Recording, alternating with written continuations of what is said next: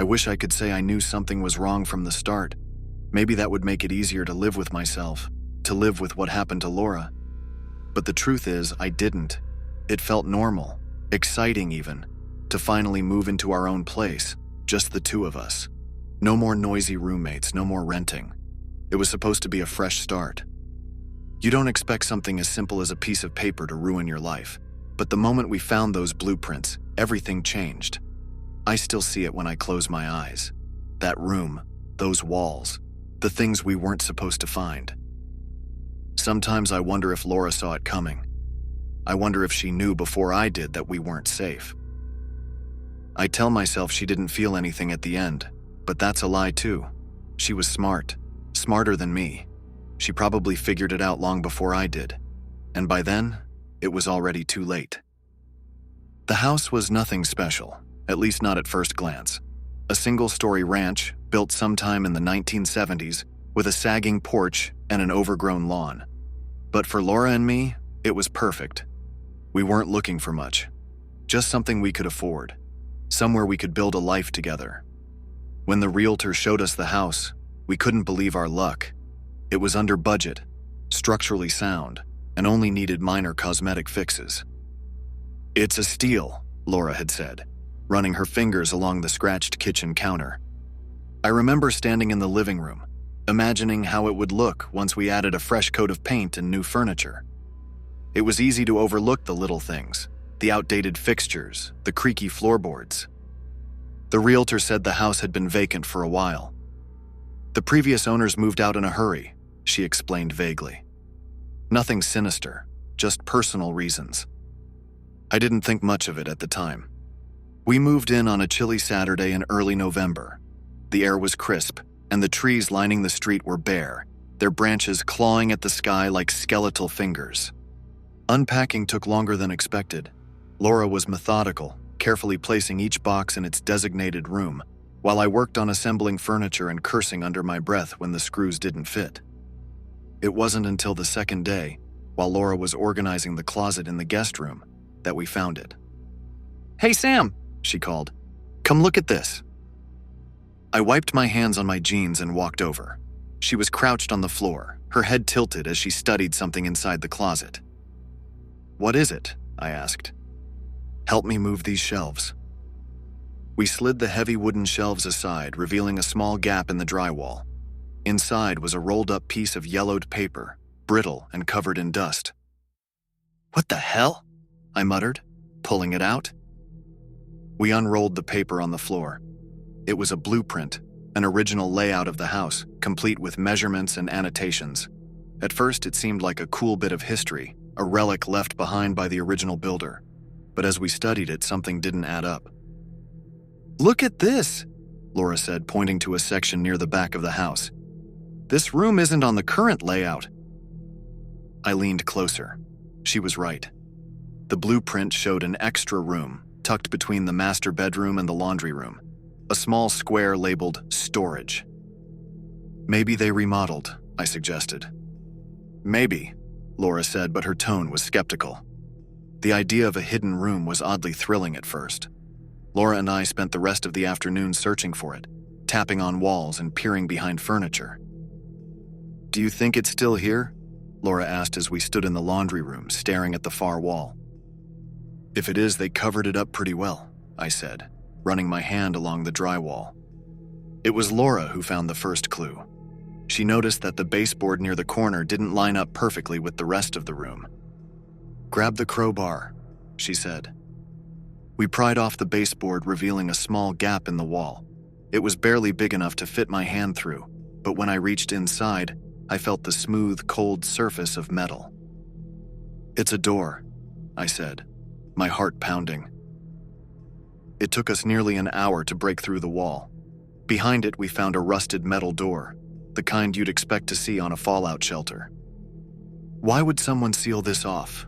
Laura asked, her voice barely above a whisper. I didn't have an answer. The door wasn't locked, but it took all my strength to wrench it open. The hinges groaned in protest, and a foul smell wafted out like damp earth and decay. Laura gagged. "What the hell is that?" The room was small and windowless. with concrete walls and a dirt floor. It was empty, except for a single wooden chair in the center, its legs splintered and uneven. But what caught my attention was the writing on the walls. Someone had scrawled words and symbols into the concrete, deep gouges that must have taken hours to carve. Most of it was illegible, but a few phrases stood out. "They're always watching. Don't trust the blueprints. It's not what it seems. This is creepy," Laura said, stepping closer to the chair. "Maybe we shouldn't be in here," I said, my voice shaky. But Laura wasn't listening.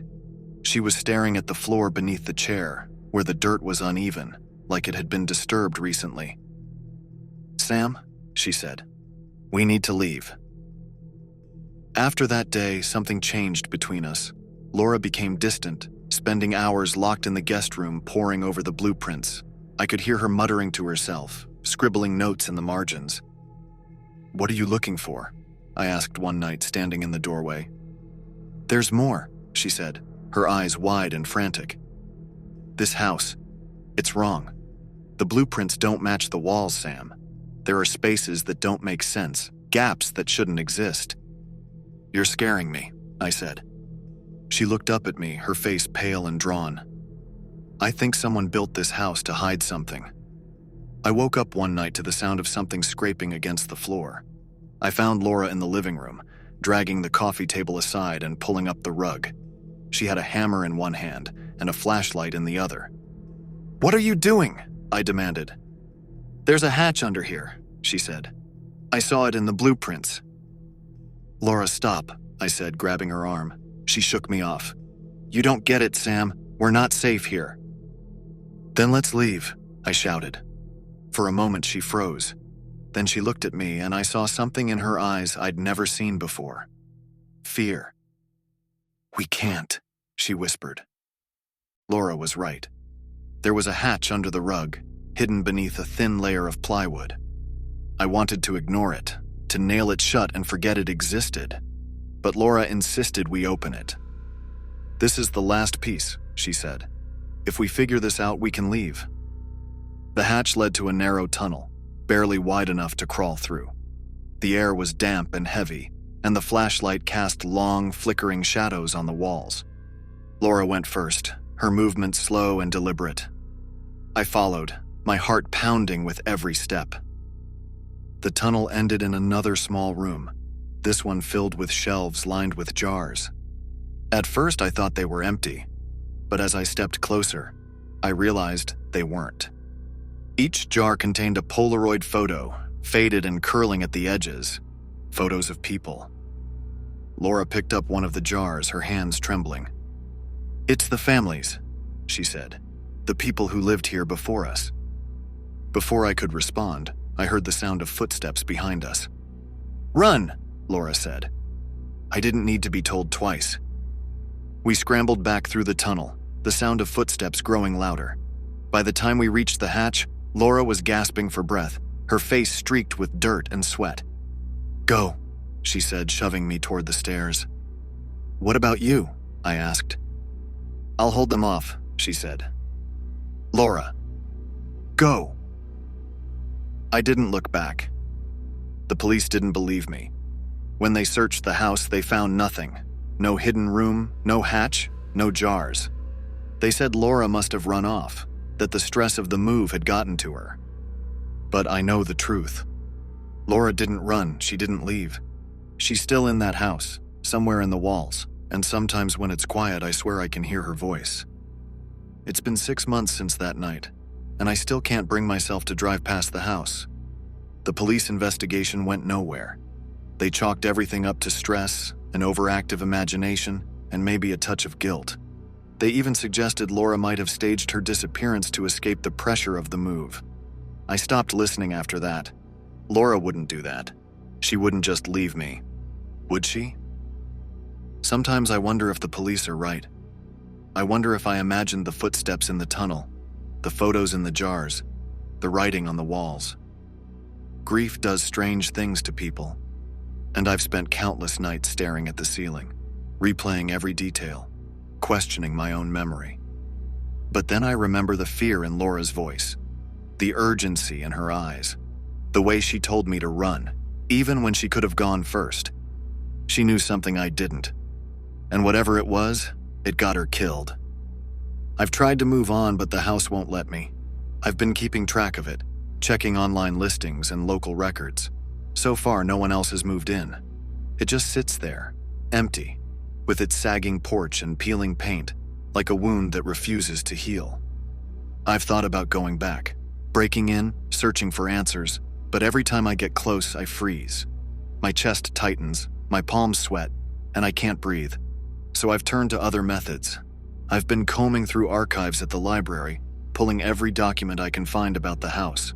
Permits, blueprints, property transfers. Most of it's routine, but there's one detail I can't stop thinking about. In 1994, the house was sold to a family named the Coopers. They lived there for 8 years before selling it to another family. Neither family left behind much of a paper trail. No photos, no interviews, not even a forwarding address, except for one thing. Buried in a stack of inspection reports, I found a handwritten note from a city official. Unexplained damage in the basement. Advised not to seal the walls until further notice. The date on the note was July 16, 1999. The same day a missing persons report was filed for the Cooper's youngest son. I knew it was a mistake the moment I parked outside. The house looked even worse than I remembered. The windows were grimy, the gutters overflowing with dead leaves. A for sale sign leaned crookedly in the front yard, half hidden by overgrown weeds. I didn't want to go inside, but I had to. Not for Laura, or for closure, or for any noble reason. I just couldn't live with the questions anymore. The front door was unlocked. I stepped inside, my shoes crunching on the layer of dirt and debris that had settled on the floor. The air was cold and stale, and the faint smell of mildew lingered in every corner. The house felt smaller than I remembered, like the walls had closed in on themselves. I made my way to the laundry room, my hands trembling as I pushed aside the warped plywood that covered the hatch. The hinges groaned as I lifted it open. The tunnel was just as narrow and claustrophobic as before, but this time, the silence was worse. My breathing echoed off the walls, and every step felt like a betrayal, like I was disturbing something that wanted to be left alone. When I reached the end of the tunnel, the jars were still there. Most of them were covered in dust, their contents murky and indistinct, but a few looked fresh, as though someone had been here recently. I picked up one of the jars and held it to the flashlight.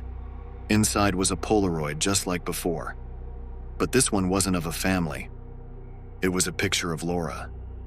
Her face was pale and drawn, her eyes wide with fear. She was sitting in the wooden chair in the sealed-off room, her hands bound behind her back. My stomach churned and I dropped the jar, the glass shattering at my feet. That's when I heard it. A faint creak, like the sound of someone shifting their weight on the dirt floor. I turned, my flashlight darting across the room. The shelves were empty now, the jars gone. And then I saw her. It wasn't Laura, not really. She was sitting in the chair just like in the photo. Her clothes were the same, her hair disheveled and matted with dirt. But her eyes, they were empty. Hollow. "Laura?" I whispered. She didn't move. I took a step closer, my heart hammering in my chest. "Laura, it's me. It's Sam. I'm here." Her head tilted slightly, almost imperceptibly, and for a moment I thought she was going to respond. But then I heard the footsteps behind me. I turned, my flashlight catching the briefest glimpse of a figure in the shadows, tall, broad-shouldered, and wearing what looked like a mask made of cracked porcelain. The flashlight slipped from my hand, plunging the room into darkness. I don't remember how I got out. One moment I was in the room, my legs frozen in place, and the next, I was clawing my way up the tunnel, my hands scraping against the rough walls. I burst into the daylight, gasping for air, and ran to my car without looking back. I drove for hours, my mind racing with fragmented images. The jars, the photo, Laura's lifeless eyes. I haven't gone back since. The house was condemned a month later. I saw it in the local paper, a small blurb buried on the second-to-last page. But there was one detail that stopped me cold. The article mentioned a team of workers who'd gone inside to inspect the foundation. They found the hatch in the laundry room, along with the tunnel beneath it. They also found something else. Buried in the dirt at the end of the tunnel were dozens of Polaroids. Most were too damaged to identify, but one was still intact. It showed me. Standing in the doorway of the sealed-off room, holding a flashlight, with Laura sitting behind me in the chair. The timestamp on the photo was from the day after I escaped.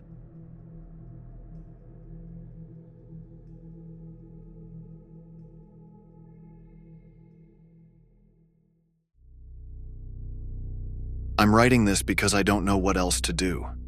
It's been months now, and I still can't sleep without hearing the storm, feeling the cold steel of the knife in my gut. Not literally, but figuratively, you know? Like I can't breathe. Like it's still happening. The others are gone. They didn't make it. And I know what you're thinking. Why him? Why does he get to walk away? I've asked myself that same question. I don't think there's an answer I'll ever be satisfied with. But here's what happened. Maybe if I tell it right, someone out there will understand. Or believe me. The plan was simple, no frills. A quick, affordable fishing charter with some friends out of a little seaside town on the Gulf. I was the odd man out. The rest of the group, 4 of them, had been thick as thieves since college. I was the new boyfriend tagging along because Claire wanted me to bond with her old friends. I hated fishing. I hated the smell, the guts, the waiting. But I loved her, and she loved fishing. So here I was, standing on a creaking dock at 6 a.m., squinting against the low morning sun. Our guide showed up late, maybe 10-15 minutes after we were supposed to board. He came sauntering down the dock like he owned the place, even though his boat looked like it was held together with duct tape and stubbornness. Captain Tyler, he introduced himself, shaking my hand with a grip that felt too strong, like he was testing something. He wasn't old, maybe mid-40s, but weathered in a way that told you the sea had been more home than land for years. His skin was sun-cracked, his teeth a little yellow, but his smile was easy, and his voice had that smooth, folksy charm that made you forget the bad first impression. "All set?" he asked, like we hadn't been waiting for him. We piled into the boat. The others, Claire, her friends Mike and Sarah's boyfriend Nate, didn't seem to notice the stains on the deck or the way the railings rattled when we leaned against them. I did, but I kept my mouth shut. As we pulled out of the harbor, Tyler cracked jokes, played up the local accent, and told us about all the fish we'd catch if the weather held. At first, it was fine. Just fine. The water was calm, the sun was high, and we all had rods in hand, beers cracking open even though it wasn't much past 7. Tyler worked the lines with a precision that was impressive, even to someone like me, who didn't know what the hell he was doing. He seemed to know the sea like it was an old friend. He told us about how he'd been doing this since he was a kid. His dad's boat, he said. His dad's business, too. "You won't find better waters than these," he said, smiling wide as the boat chugged farther and farther out to sea. Something about the way he said it made my stomach churn, but I chalked it up to the boat's rocking. By the time we were miles offshore, the coastline was a smudge on the horizon. The others were laughing, passing beers, reeling in small fish, but I was restless. "Hey," I asked Tyler as casually as I could. "How far out are we going?" "As far as it takes," he said. The weather turned fast. I'd never seen anything like it. Clear skies one moment, heavy clouds rolling in the next. Tyler didn't seem concerned, though, and that put the others at ease. "It's nothing," he said, spinning the wheel. "Just a squall. Happens all the time out here." The wind picked up, whipping the waves higher, colder. The smell of salt and fish and motor oil thickened. We pulled our jackets tighter, but nobody said we should head back. Nobody but me. "Are we okay?" I asked Claire, keeping my voice low so the others wouldn't hear. She smiled at me, but it didn't reach her eyes. "Relax," she said. "It's just water." It wasn't just water. The storm hit us harder than anyone expected. Waves slammed against the hull. The boat groaned and tilted in ways that felt unnatural. "Life jackets on," Tyler barked. We scrambled for the jackets, but there weren't enough. "Someone'll have to make do without," Tyler said, his voice calm in a way that felt wrong. The others started shouting, arguing, but I stayed quiet. Something was wrong, something beyond the storm. The engine sputtered, stopped. "What's going on?" Sarah yelled, clutching Nate's arm. "Calm down," Tyler said. He wasn't panicked. He wasn't even worried. I realized then that he'd shut the engine off on purpose. The storm passed as quickly as it had come. The sea settled. The wind quieted. But we were alone, miles from shore, the radio silent, the engine dead. Tyler stood at the helm, a knife in one hand, a strange, almost peaceful look on his face. "This is where it gets interesting," he said. "What are you doing?" Mike asked, his voice shaking as he pointed at the knife in Tyler's hand. "Relax, big guy," Tyler said, smiling like this was all part of the plan. "Just cutting bait." But he wasn't cutting bait.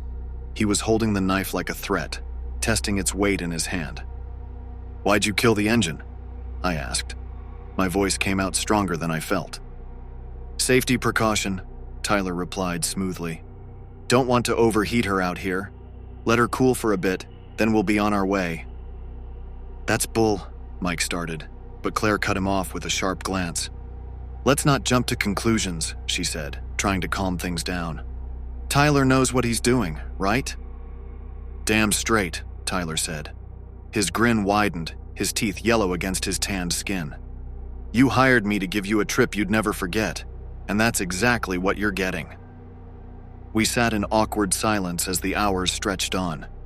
The sun, once high and bright, dipped toward the horizon. Nobody was fishing anymore. The rods lay abandoned on the deck. "Radio's dead too," Nate muttered, fiddling with the controls.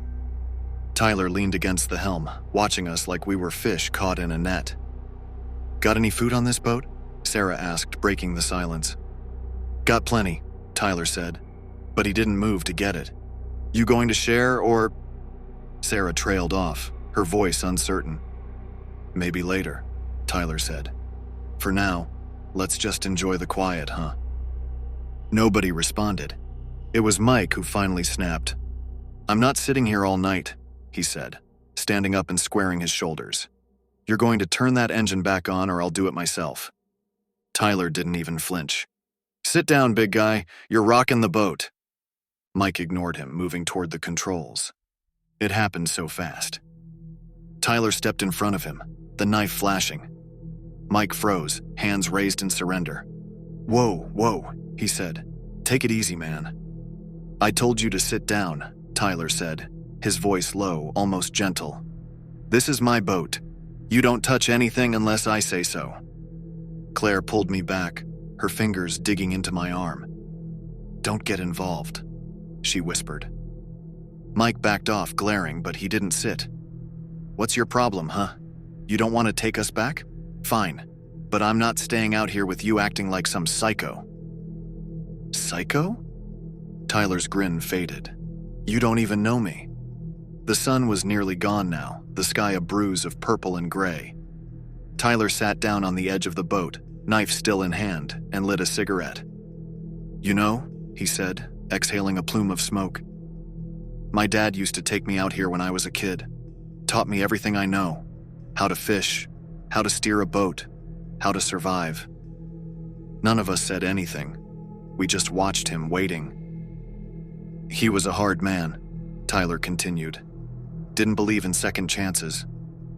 You screw up out here, he'd say. Nobody's coming to save you." He laughed softly, shaking his head. "I guess that stuck with me." "What does that have to do with us?" Sarah asked, her voice trembling. Tyler looked at her, his smile gone. "Everything." Mike made the first move, lunging toward Tyler in a desperate attempt to grab the knife. It was a mistake. Tyler sidestepped easily, driving his knee into Mike's stomach and sending him crashing to the deck. The knife hovered inches from Mike's face. "Anyone else?" Tyler asked, looking at the rest of us. We froze, too terrified to answer. "Thought so," Tyler said. He stood up, wiping his hands on his pants like he'd just finished a chore. "Now here's how this is going to go. You're going to do exactly what I say, or things are going to get messy. Understand?" Nobody moved. I said, "Do you understand?" Tyler shouted, his voice cutting through the silence like a whip. "Yes," Claire said quietly. The rest of us nodded, too scared to speak. The night was endless. Tyler didn't sleep, and neither did we. He kept the knife close, watching us like a hawk. We were cold, hungry, and exhausted. The waves slapped against the hull, a constant reminder of how far we were from help.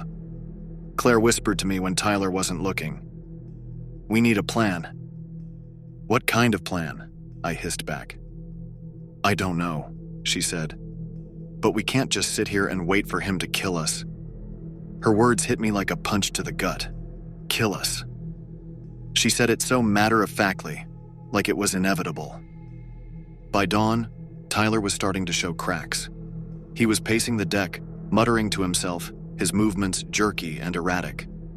"Everything's fine," he said, more to himself than to us. "Just need to think." It was Nate who finally spoke up. "Think about what? What's the plan, huh? Or is this just some sick game to you?" Tyler rounded on him, the knife flashing again. "You think this is a game?" Tyler shouted. "You think I wanted this?" "Then let us go," Nate said, his voice shaking. "Just let us go, man." Tyler didn't answer. I won't lie, I don't remember exactly how it happened. Everything after that feels like a blur of adrenaline and chaos. I remember Tyler shouting, lunging at Nate. I remember Claire grabbing an oar and swinging it at Tyler's head. I remember the sound it made when it connected, a sickening thud that still haunts me.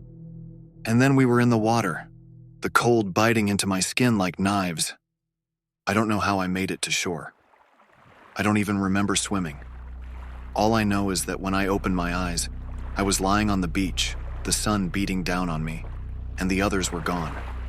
They found Tyler's boat 2 days later, adrift and empty. No sign of him. No sign of Claire, Mike, Sarah, or Nate. Just me. The cops questioned me for hours. They didn't believe me when I told them what happened, and I can't blame them. It sounds insane, but I know what I saw. I know what Tyler did, and I know he's still out there. The rescue wasn't a movie moment. No dramatic boat on the horizon, no triumphant music. The authorities took me to a hospital, gave me fluids, checked for hypothermia, and sat me down for hours of questioning. I answered everything as best I could. How the storm came, how Tyler turned on us, how I ended up alone. "What about the others?" the officer asked. I looked down at my hands. They were still trembling, even though I'd been on dry land for hours. "I don't know," I said. I think they're gone." "You think?" His pen hovered over his notepad. I nodded. "The boat sank, or drifted. I don't know. It all happened so fast." It wasn't the full truth, but it was the best I could manage. How was I supposed to explain that last chaotic moment, the way Tyler's face crumpled after Claire hit him, the sound of the waves swallowing everything? I didn't tell them about the knife, or the blood. I didn't tell them how, in the middle of that final struggle, I'd grabbed Tyler's hand and twisted it so hard I heard his wrist snap. I didn't tell them how he'd fallen overboard, thrashing in the waves, his shouts for help drowned out by the storm. I didn't tell them how I'd hesitated, just for a second, before diving into the water myself, leaving the others behind. It wasn't my proudest moment. Weeks passed, then months. The headlines faded. Local charter captain vanishes with 5 tourists. I read every article, every theory. Some speculated that Tyler had planned the whole thing, that he was running from debts, that he'd sunk his own boat to fake his death.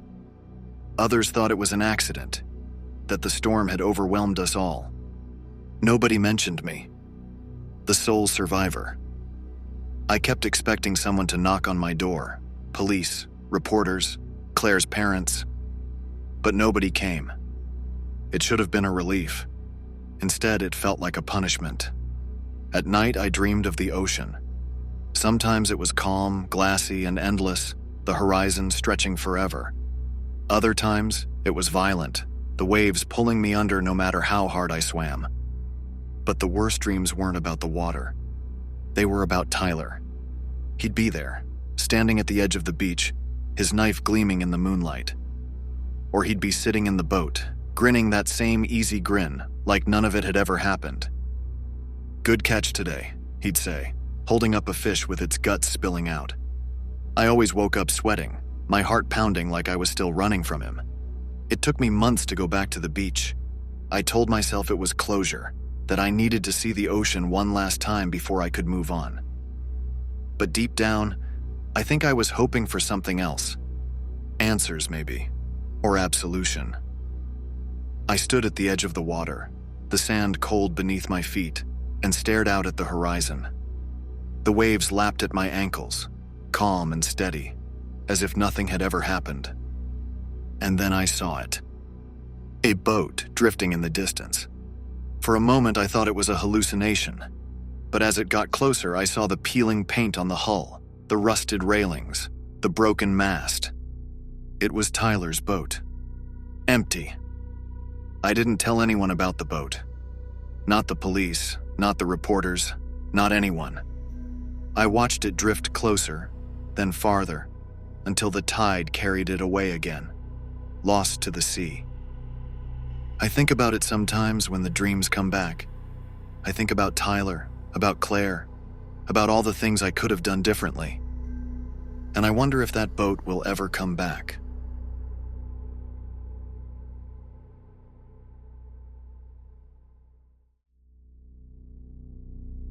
I'm alive, but I'm not sure I should be. People ask me to recount that night as if retelling it might help me move on. But some things can't be moved past. They just haunt you differently. I've tried to convince myself that I didn't see what I saw, that I'm exaggerating, that it was my imagination. But my story doesn't end with shadows or bumps in the night. My story ends in blood, headlights, and a shattered silence I'll never forget. If you're reading this, know one thing. Anger on the road is never worth it, because sometimes you might meet someone whose rage is far bigger than yours. It started like any other late-night drive. I was coming home after a long workday, pushing through the winding 2-lane highway that carved through a stretch of empty farmland. The day had been brutal, missed deadlines, an argument with my boss, and my coffee had spilled during lunch. My nerves were already frayed, my patience running on fumes. I remember the moment clearly. A pair of headlights appeared in my rearview mirror, way too close for comfort. I glanced back and frowned. The car behind me was riding my bumper, its beams blazing into my eyes. I flicked my blinker and moved to the right lane, figuring they'd zoom past. But they didn't. Instead, they stayed behind me. Closer now. "What the hell?" I muttered, my hands tightening on the steering wheel. A minute passed, then another. My heart rate climbed with my frustration. If they wanted to pass, why weren't they doing it? I tapped my brakes lightly, just a warning tap, but their headlights didn't budge. If anything, they got closer. That's when the honking started. Long, aggressive blasts of their horn, like I'd wronged them in some way. I was tired, irritable, and sick of feeling pushed around. I flipped my middle finger out the window. "Get off my ass, jerk." That was a mistake. The car veered sharply into the left lane, speeding up until it was directly beside me. For a moment, I thought they were going to pass. But then they slowed, pacing me instead. I glanced over. The car's windows were dark, the interior invisible. "Freak," I muttered under my breath, refusing to look again. But then the car swerved, toward me. My heart leapt into my throat as I yanked the wheel to the right, narrowly avoiding the ditch. Adrenaline surged through me and anger burned its way back in. Enough of this. I sped up, my old sedan groaning under the pressure, and managed to pull ahead. A gas station appeared up ahead, its neon sign buzzing against the black sky. I pulled into the lot, my hands trembling as I parked under a flickering light. I figured they'd keep going, but when I turned off the engine, I saw their car slow and pull into the station too. My stomach knotted. I stayed in my car, staring at their vehicle, a dented black sedan, parked a few spaces away. Nobody got out. I couldn't see the driver. My imagination ran wild. Was it some drunk idiot? A teenager playing chicken on the road? Or worse, was this personal? Minutes ticked by, the gas station eerily quiet except for the hum of the sign.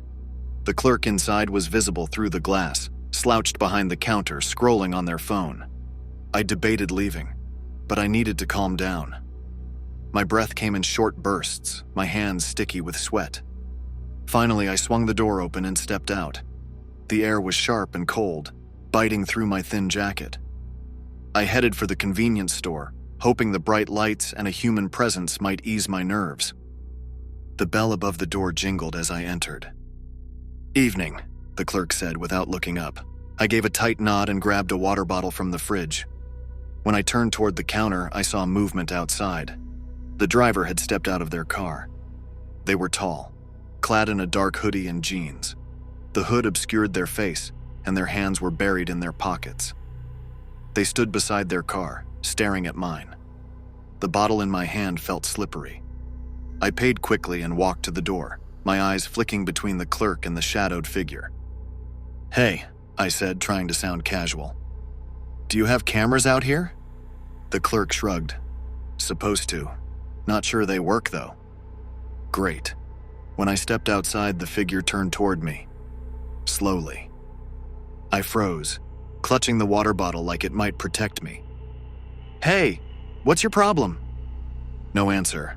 My pulse pounded in my ears as I hurried to my car, sliding into the driver's seat and locking the doors. The figure didn't move. I started the engine. As I backed out of the parking spot, they finally acted. They took 2 deliberate steps forward and pulled something from their pocket. A knife, its blade catching the light. Panic slammed into me. My tires screeched as I tore out of the lot, gravel spraying in my wake. I thought I was safe once I hit the highway. The gas station vanished behind me, swallowed by the night. But then I saw the headlights. They appeared in my rearview mirror, gaining on me fast. "No," I whispered. "No, no, no." The black sedan loomed closer, its engine roaring as it matched my speed. I pushed my car harder, the needle climbing past 70. The road blurred, trees flashing by in streaks of shadow. The sedan swerved again, nudging my rear bumper. My car shuddered violently, and I gritted my teeth, gripping the wheel to stay steady. The honking returned, louder this time. I screamed, frustration and terror boiling over. "Leave me alone!" The sedan rammed me again, harder this time. My tires skidded, the steering wheel twisting against my hands. I barely managed to regain control. A sign ahead read, "Rest stop, 1 mile." My heart leapt. A rest stop meant people, lights, safety. I just had to make it there. The sedan followed close, its high beams flooding my mirrors. My eyes stung, but I didn't dare slow down. When the rest stop came into view, I swerved into the lot, parking near a cluster of other cars. I jumped out, leaving the engine running, and sprinted toward the restroom building. I didn't look back. The restroom was cold and smelled of mildew. I locked myself in a stall, my chest heaving. Minutes passed, the silence broken only by the distant hum of cars on the highway. I peeked out eventually, my legs trembling. The lot was still, the black sedan nowhere in sight. Relief washed over me, but it was short-lived. When I returned to my car, I noticed the note on the windshield, a single scrap of paper fluttering under the wiper. I hesitated, my hand shaking as I reached for it. The handwriting was jagged, almost childlike. "You got lucky." I sat there in my car for what felt like an eternity, gripping the wheel and staring at the note. My chest felt hollow, like I'd stopped breathing for too long, and my stomach churned as though it had folded in on itself. What did they mean by lucky? Was it a warning? A taunt? I told myself to calm down. This was some lunatic's sick game. Probably just someone trying to scare me. But when I looked up at the rest stop, I saw only the vacant benches and flickering overhead lights.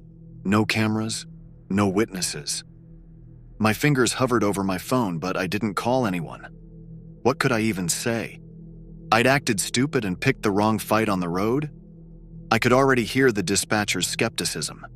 Still trembling, I crumpled the note and threw it onto the passenger seat. The thought of driving again filled me with dread, but staying here wasn't an option. The rest stop suddenly felt too exposed, too vulnerable. I needed to get home. The highway stretched ahead, empty and black. My car's beams sliced through the dark, illuminating the endless road. I tried to focus on driving, on the rhythmic sound of my tires against the pavement, but every few seconds my eyes flicked to the mirrors. Nothing. No headlights behind me. No shadowy figure stepping out from the trees. I told myself I was overreacting, that the nightmare was over, but my heart wouldn't stop racing, and every gust of wind or rustle of leaves sounded like a footstep creeping closer. The only thing louder than my paranoia was the anger bubbling up beneath it. Who did they think they were? Why had they singled me out? I started replaying everything in my mind, second-guessing my decisions. If I hadn't flipped them off, would they have still come after me? If I hadn't stopped at the gas station, would they have just gone on their way? But it was too late for what-ifs. The damage was done. I don't know when I saw the car again. Maybe I'd been too distracted by my own spiraling thoughts to notice it earlier. But there it was, a pair of headlights in the distance behind me. It wasn't tailgating me this time. Not yet. My first instinct was to tell myself it wasn't the same car. There were thousands of black sedans out there and plenty of people on this road. It didn't have to be them. But the light stayed there, distant but steady, for miles. My palms began to sweat again. I eased my foot off the accelerator, letting my speed drop. The car behind me matched my pace. I sped up. They did too. No, this wasn't coincidence. They were following me. The isolation of the highway. The highway seemed to stretch forever, an endless ribbon of asphalt with no turnoffs, no exits, and no other cars. Just me and them. The thought struck me like a slap. They were waiting. I wasn't sure for what, but they weren't attacking yet. Maybe they were trying to wear me down, make me scared enough to screw up. If that was their plan, it was working. The radio's hum, meant to distract me, became an unbearable noise. I turned it off. The silence in the car felt suffocating, but I needed to think. I glanced at my phone, which lay face up in the passenger seat. Should I call someone now? Who? The police? What could I even tell them? My mind raced. I considered pulling over, letting them pass. Maybe they'd lose interest if I stopped playing their game. But what if they didn't? The highway's white markers blurred together as my thoughts spiraled. Then I saw it. A side road branching off the highway. It wasn't much more than a dirt path cutting through the woods, but it was something. My gut told me it was risky, but my instincts screamed louder. Get off this road. Without signaling, I jerked the wheel, tires screeching as I veered onto the side road. My car bumped and rattled over the uneven ground, the headlights carving erratic paths through the trees. For a moment, I thought it had worked. I slowed, listening for the sound of the other car. Nothing. But when I looked in the mirror, my heart dropped. The headlights were there, bouncing over the dirt road like a predator chasing wounded prey. Fear gripped me as I floored the gas pedal, the car lurching forward. The side road twisted and turned, branches scraping against the windows. The black sedan stayed close, its high beams glaring through the trees. Every turn felt sharper, every bump more violent. I fought to keep control, my heart hammering with every jolt. And then I saw the dead end. A solid wall of trees loomed ahead, their twisted branches blocking any escape. No, no, no. I slammed the brakes, my car skidding to a halt. Gravel sprayed as I frantically shifted into reverse, but the black sedan had already stopped behind me, blocking the path. The driver's door of the sedan creaked open. A figure stepped out. I couldn't move. My body felt frozen, locked in place by the weight of my terror. The figure approached slowly, their dark hoodie hiding their face. In one hand, they held a crowbar. I scrambled for my phone, my shaking fingers fumbling to unlock it. I glanced up, hoping they were far enough away for me to make the call, but they were already at my window. The glass shattered with one swing. I screamed as shards flew across the interior. The figure reached inside, grabbing at me, but I kicked wildly, my foot connecting with their chest. They stumbled back, but only for a moment. I grabbed the only weapon I could find, the water bottle from the gas station, and hurled it at them. It bought me a second, just enough time to lunge for the passenger door and scramble out. I hit the ground hard, my knees scraping against the gravel, but I forced myself up and ran. The trees closed in around me, their branches clawing at my arms and face. I didn't look back. I don't know how long I ran. Minutes? Hours? The sounds of pursuit faded, replaced by the rustle of leaves and the pounding of my heart. Eventually, I stumbled onto another road, a main road. Headlights appeared in the distance, and I stumbled into the path of an oncoming car, waving my arms like a lunatic. The vehicle screeched to a stop, and a horrified driver stepped out, asking if I was okay. I wasn't, but I was alive. The police found my car the next day, abandoned on the dirt road. The black sedan was gone. They told me it was probably just a random psycho, someone out for a thrill. But they didn't seem to understand.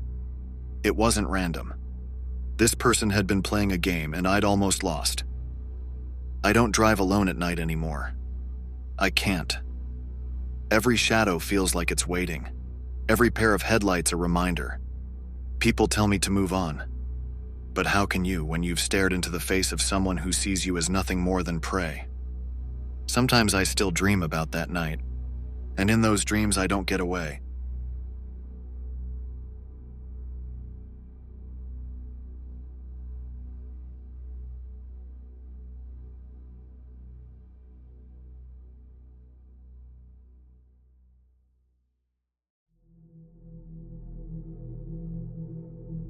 Snowstorms erase everything. They don't just bury roads and buildings. They cover time itself, leaving nothing behind but an endless expanse of white. When you're caught in one, it's like the world forgets you ever existed. That's what happened to me. I'm here to tell the story, but surviving doesn't mean you escape. It doesn't mean you're free. That storm took something from me, something I'll never get back. And though I came out of it alive some nights, I wish I hadn't. The drive up to the cabin was supposed to be simple. A few hours through the mountains, one turn onto a back road, and then another 15 minutes up to the ridge. I'd picked the place for its remoteness, a quiet retreat after the chaos of the last few months. The breakup had left me gutted.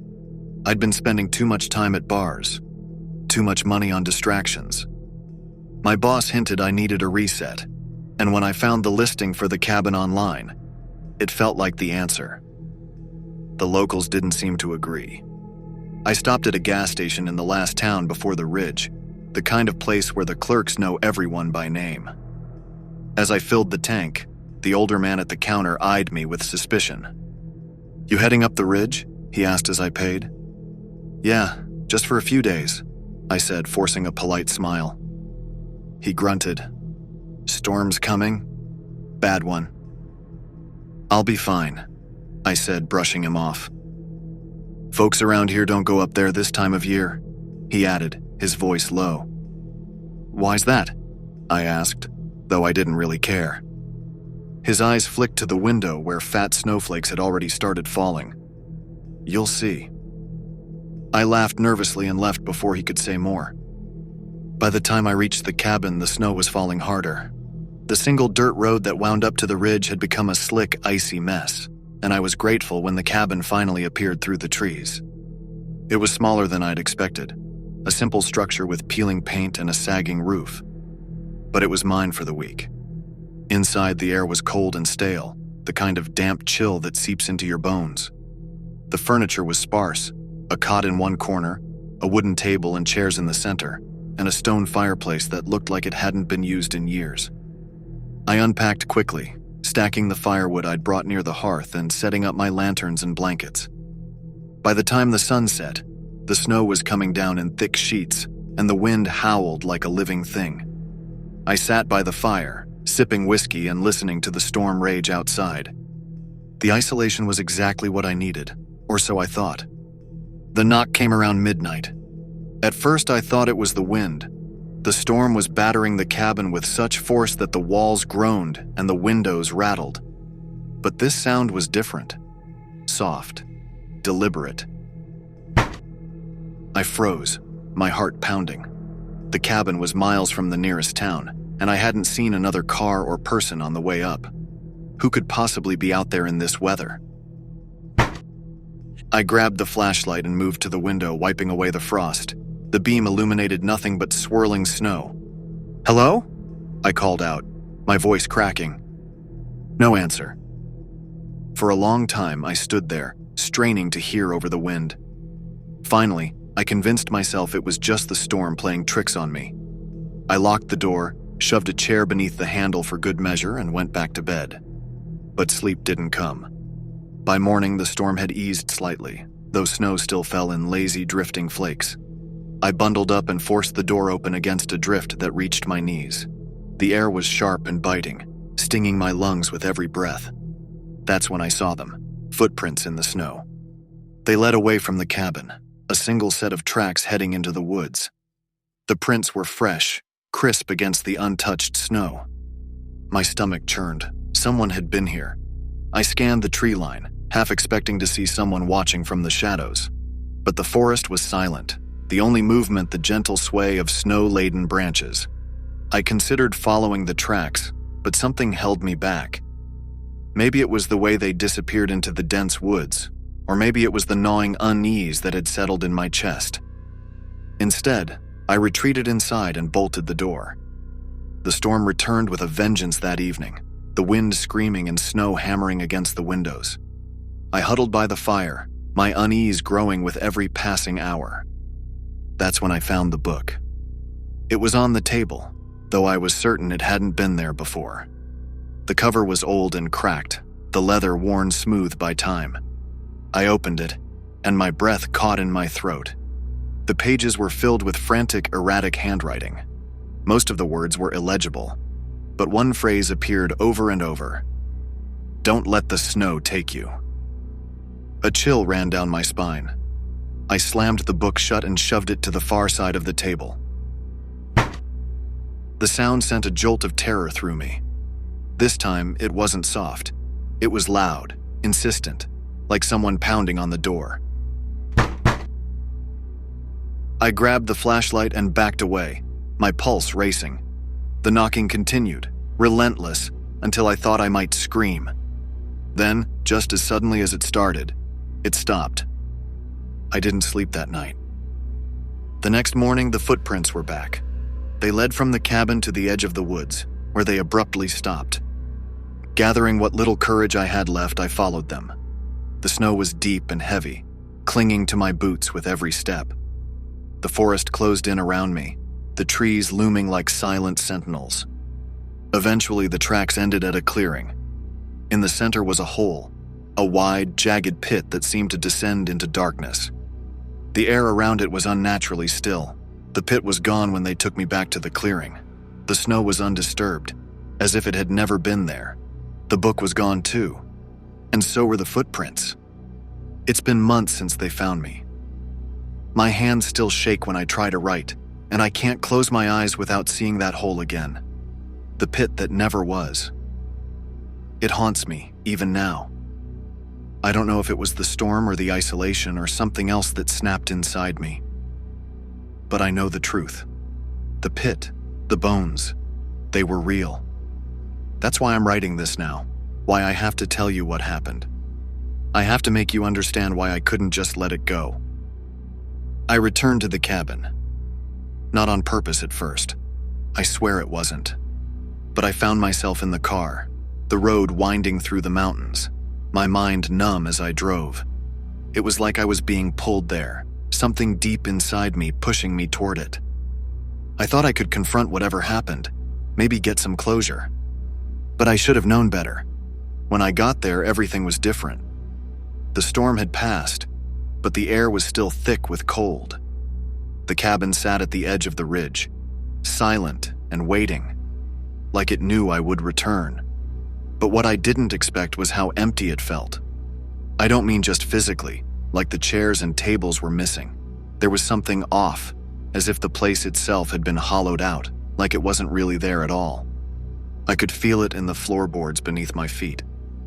I didn't want to go inside, but I did. I had to. The door creaked open with a sound that almost made me turn back. It was too quiet, too still. The hearth was cold, but there was something else.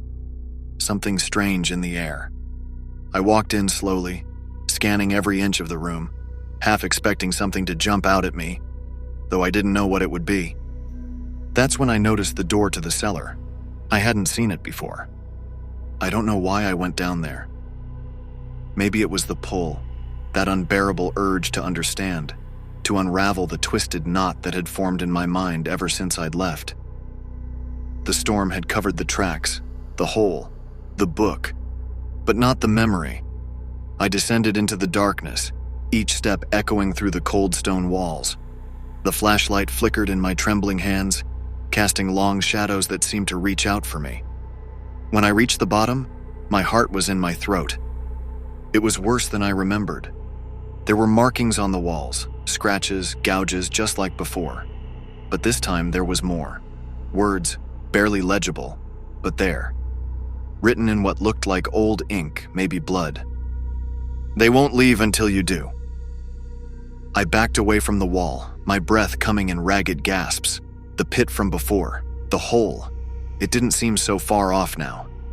I had to keep going, I told myself. I had to see it for what it really was. But I didn't want to look. I turned my flashlight toward the far corner of the cellar. There, in the farthest corner, was something that made my stomach churn. A pile of snow. Fresh snow. Thick, heavy, just like the storm had been. It didn't belong. It didn't make sense.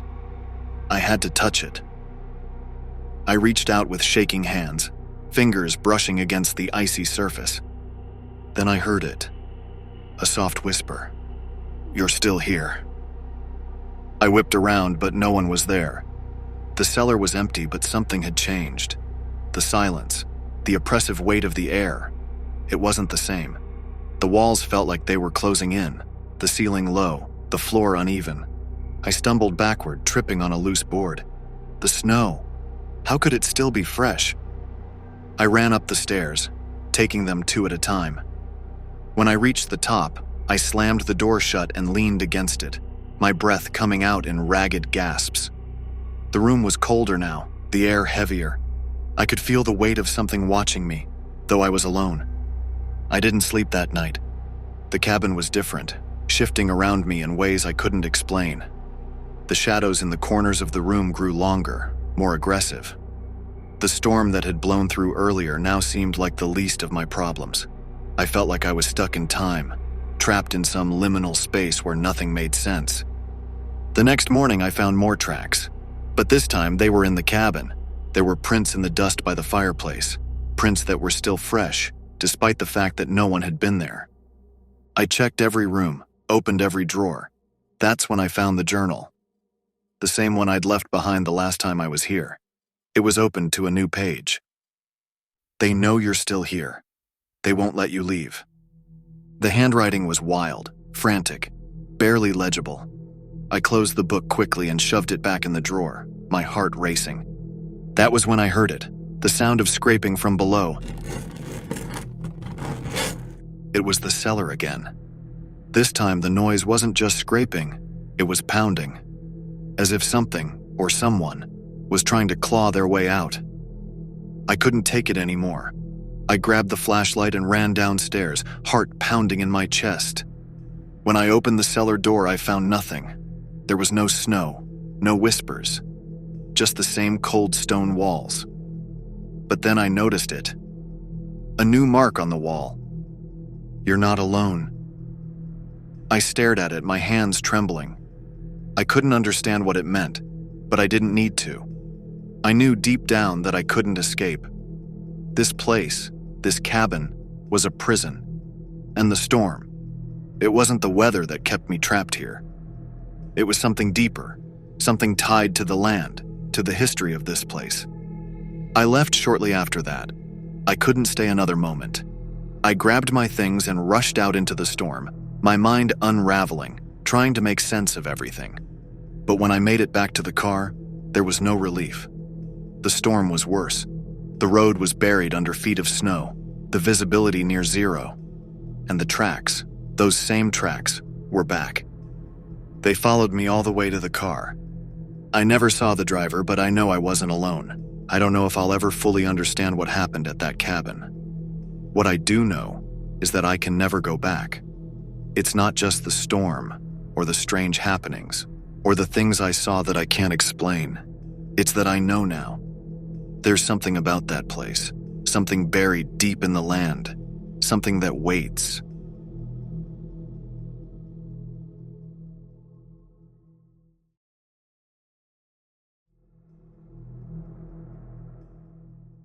I downloaded Tinder on a Thursday night after an especially bad day at work. My boss had ripped apart a report I'd spent weeks on, and my only solace was the bottle of wine waiting for me at home. My best friend Kayla had been nagging me about getting back into dating for months. "You're too young to be this bitter," she'd said. "At least try." She was right, of course. It had been over a year since my last relationship, a messy breakup that left me questioning whether I was cut out for love at all. But the idea of meeting someone new, someone who could hurt me, felt like too much. Still, the alternative wasn't much better. So after pouring myself a glass of wine, I downloaded the app. At first, it was exactly as awful as I remembered. Guys posing with fish, flexing in gym mirrors, or listing requirements for their ideal woman. I swiped left on every single one, my mood souring with each profile. And then I saw him. Daniel. His profile was different. His photos weren't flashy. Just him in a white t-shirt and jeans, standing against a wooden fence. He wasn't trying too hard to impress anyone. His bio was short, but sincere. Looking for something real. I hesitated for a moment, my finger hovering over the screen. He seemed too good, too normal. But then I thought, what's the worst that could happen? I swiped right. The notification popped up instantly. "It's a match." Before I could talk myself out of it, I sent him a message. "Hey, nice profile. Are you really looking for something real, or is that just Tinder talk?" His reply came within seconds. "I could ask you the same thing. But yeah, I am. And you seem like the kind of person who doesn't settle for fake." His words made me smile. We ended up chatting for hours that night, trading stories and banter like old friends. He was funny, thoughtful, and just the right amount of self-deprecating. He told me about his love for hiking, his dream to visit Patagonia, and his favorite recipe for homemade pasta. By the time I went to bed, I felt lighter, hopeful even. Daniel texted me the next morning. "Last night was amazing. When can I take you out for real?" I stared at my phone, grinning like an idiot. His timing was impeccable, striking the perfect balance between interested and not overly eager. We decided on a coffee shop downtown, a safe, public place. I liked the familiarity of it, the mismatched chairs, the smell of roasted beans, and the hum of quiet conversation. It felt like neutral ground, where I could size him up in person without feeling trapped. The day of the date, I couldn't stop second-guessing myself. I tried on 3 different outfits before settling on a sweater and jeans, casual but presentable. When I arrived, my palms were damp, and my stomach churned with nervous energy. Daniel was already there, sitting at a corner table. He looked exactly like his photos, only better. His hair was neatly tousled, and he was dressed simply but stylishly, in a navy button-up and dark jeans. He saw me before I saw him, and when our eyes met, he smiled. An easy, confident smile that put me at ease.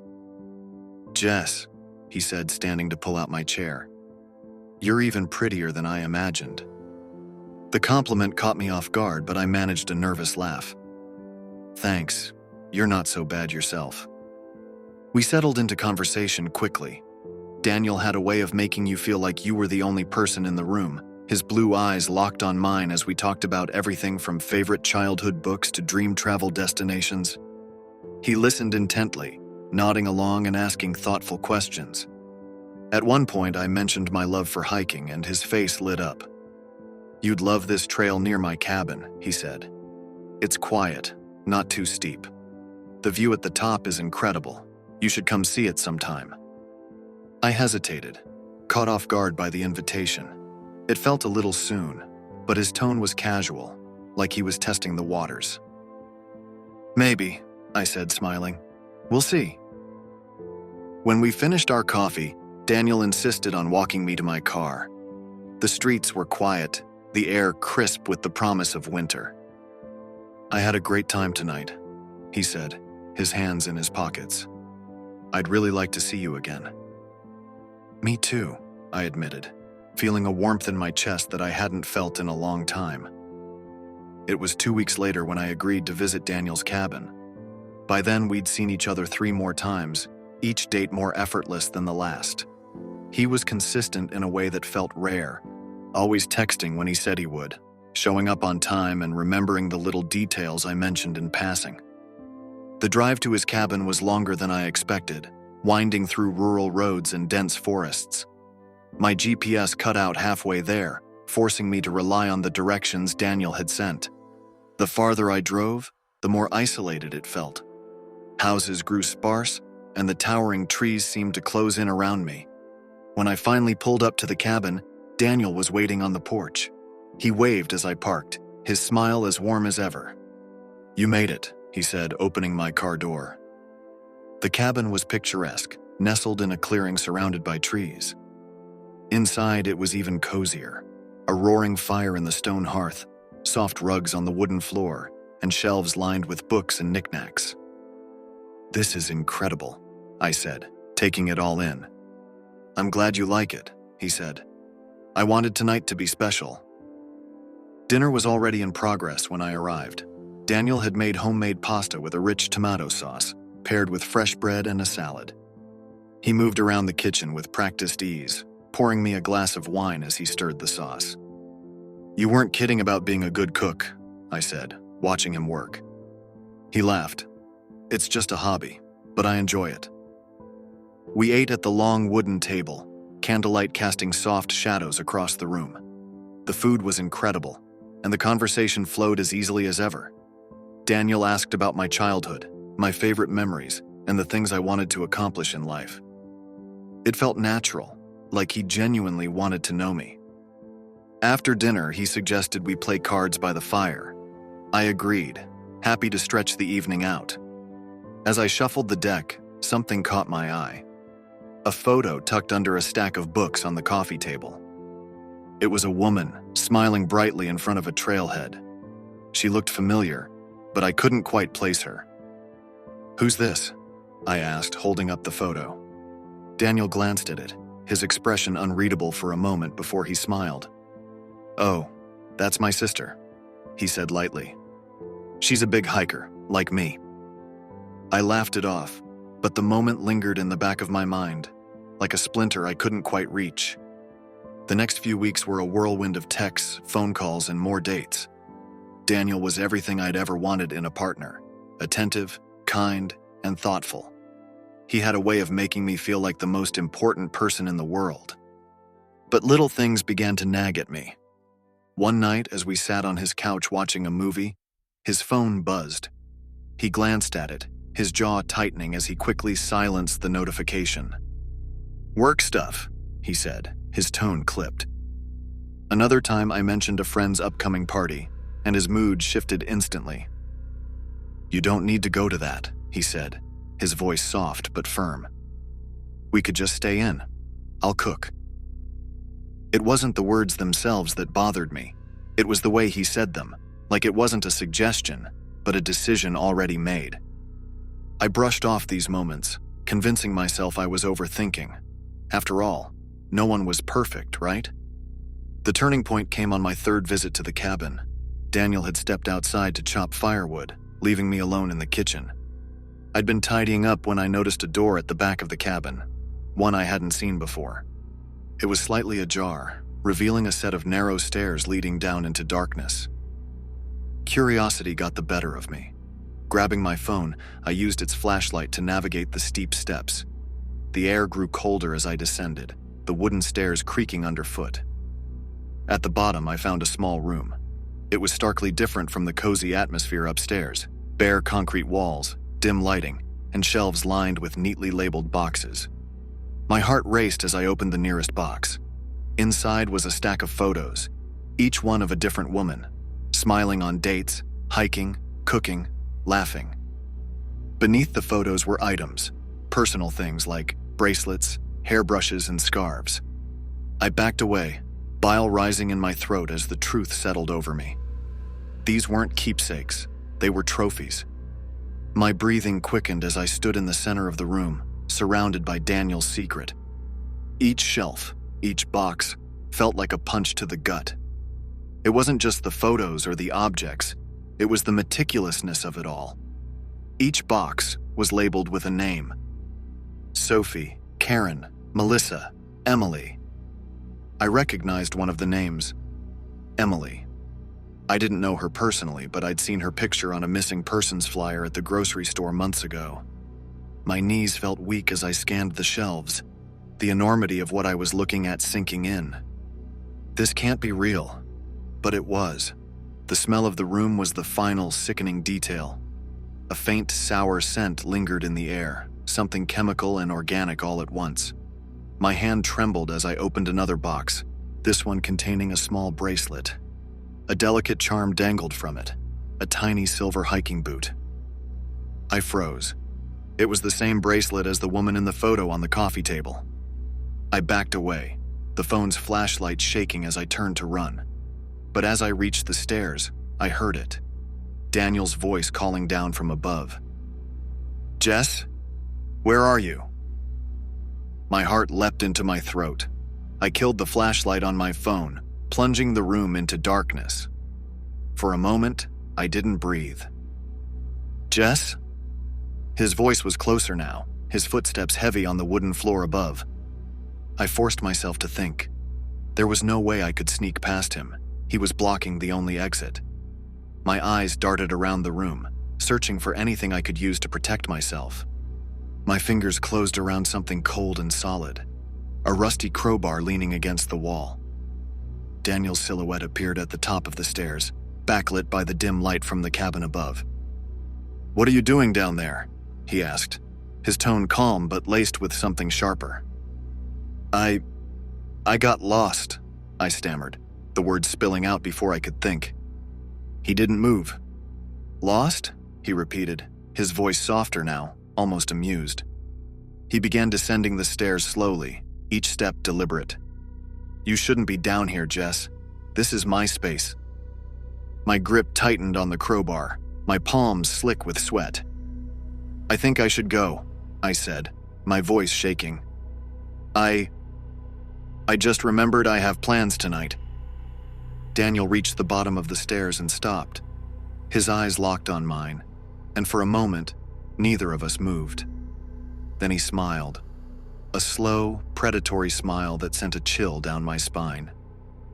"You're not going anywhere," he said softly. Before I could think, I swung the crowbar. It wasn't a clean hit. Daniel dodged just enough to avoid the brunt of the blow, but the edge grazed his shoulder and he let out a grunt of pain. "Jess!" he barked, his calm demeanor snapping. I didn't wait for him to recover. I bolted up the stairs, my legs screaming in protest as I took them two at a time. Behind me, I heard the clatter of the crowbar hitting the floor and the thunder of Daniel's footsteps as he gave chase. My only thought was to get outside. The cabin door loomed ahead, tantalizingly close, but the distance felt endless. My lungs burned as I reached for the handle, yanking it open with all my strength. The cold night air hit me like a slap, but I didn't stop. I sprinted toward my car, fumbling for my keys in my pocket. Behind me, Daniel was shouting, his voice raw and furious. "Jess, stop!" I reached the car and dove inside, locking the doors just as Daniel emerged from the cabin. His face was twisted with rage, his breath visible in the frigid air. The engine sputtered to life and I slammed the car into reverse, the tires skidding on the gravel driveway. Daniel ran toward me, his hands slamming against the hood as I backed up. "Don't do this, Jess!" he yelled, his voice muffled through the glass. I didn't look back as I sped away, the headlights cutting through the dark forest. My hands shook on the wheel, my vision blurred by tears. Every shadow seemed to move, every corner a potential hiding spot for him. It wasn't until I reached the main road that I allowed myself to breathe. But even then, the fear didn't subside. The drive back to town was a blur. I don't remember how I got home, but I know I didn't sleep that night. I couldn't. Every time I closed my eyes, I saw Daniel's face, his smile, his rage, his eyes as he stood at the bottom of those stairs. I kept waiting for him to appear, to break down my door and finish what he started. I called the police the next morning. I told them everything, about the cabin, the boxes, the photos, the bracelet. They promised to investigate, but their tone was skeptical, like they didn't quite believe me. "We'll send someone out there," they said, but I could tell they thought I was exaggerating. A week later, an officer came to my apartment. He looked grim, his hands clasped tightly in front of him as he delivered the news. The cabin was empty. No photos, no boxes, nothing. It's like he knew we were coming. My stomach dropped. "Did you find him?" I asked, my voice barely above a whisper. The officer shook his head. "We've issued a warrant, but there's no trace of him. We'll keep looking." That was 6 months ago. Since then, I've moved to a new city, changed my phone number, and deleted every social media account I had. But no matter how far I run, I can't escape him. I still dream about the cabin, about the cold basement and the boxes with women's names. Sometimes I wake up in a cold sweat, convinced that he's standing over me, watching. The worst part? Sometimes I hear my phone buzz late at night. I tell myself it's nothing, a phantom vibration, a trick of my imagination. But when I check, there's always a message. Just one. "Hey Jess, you have the kindest smile."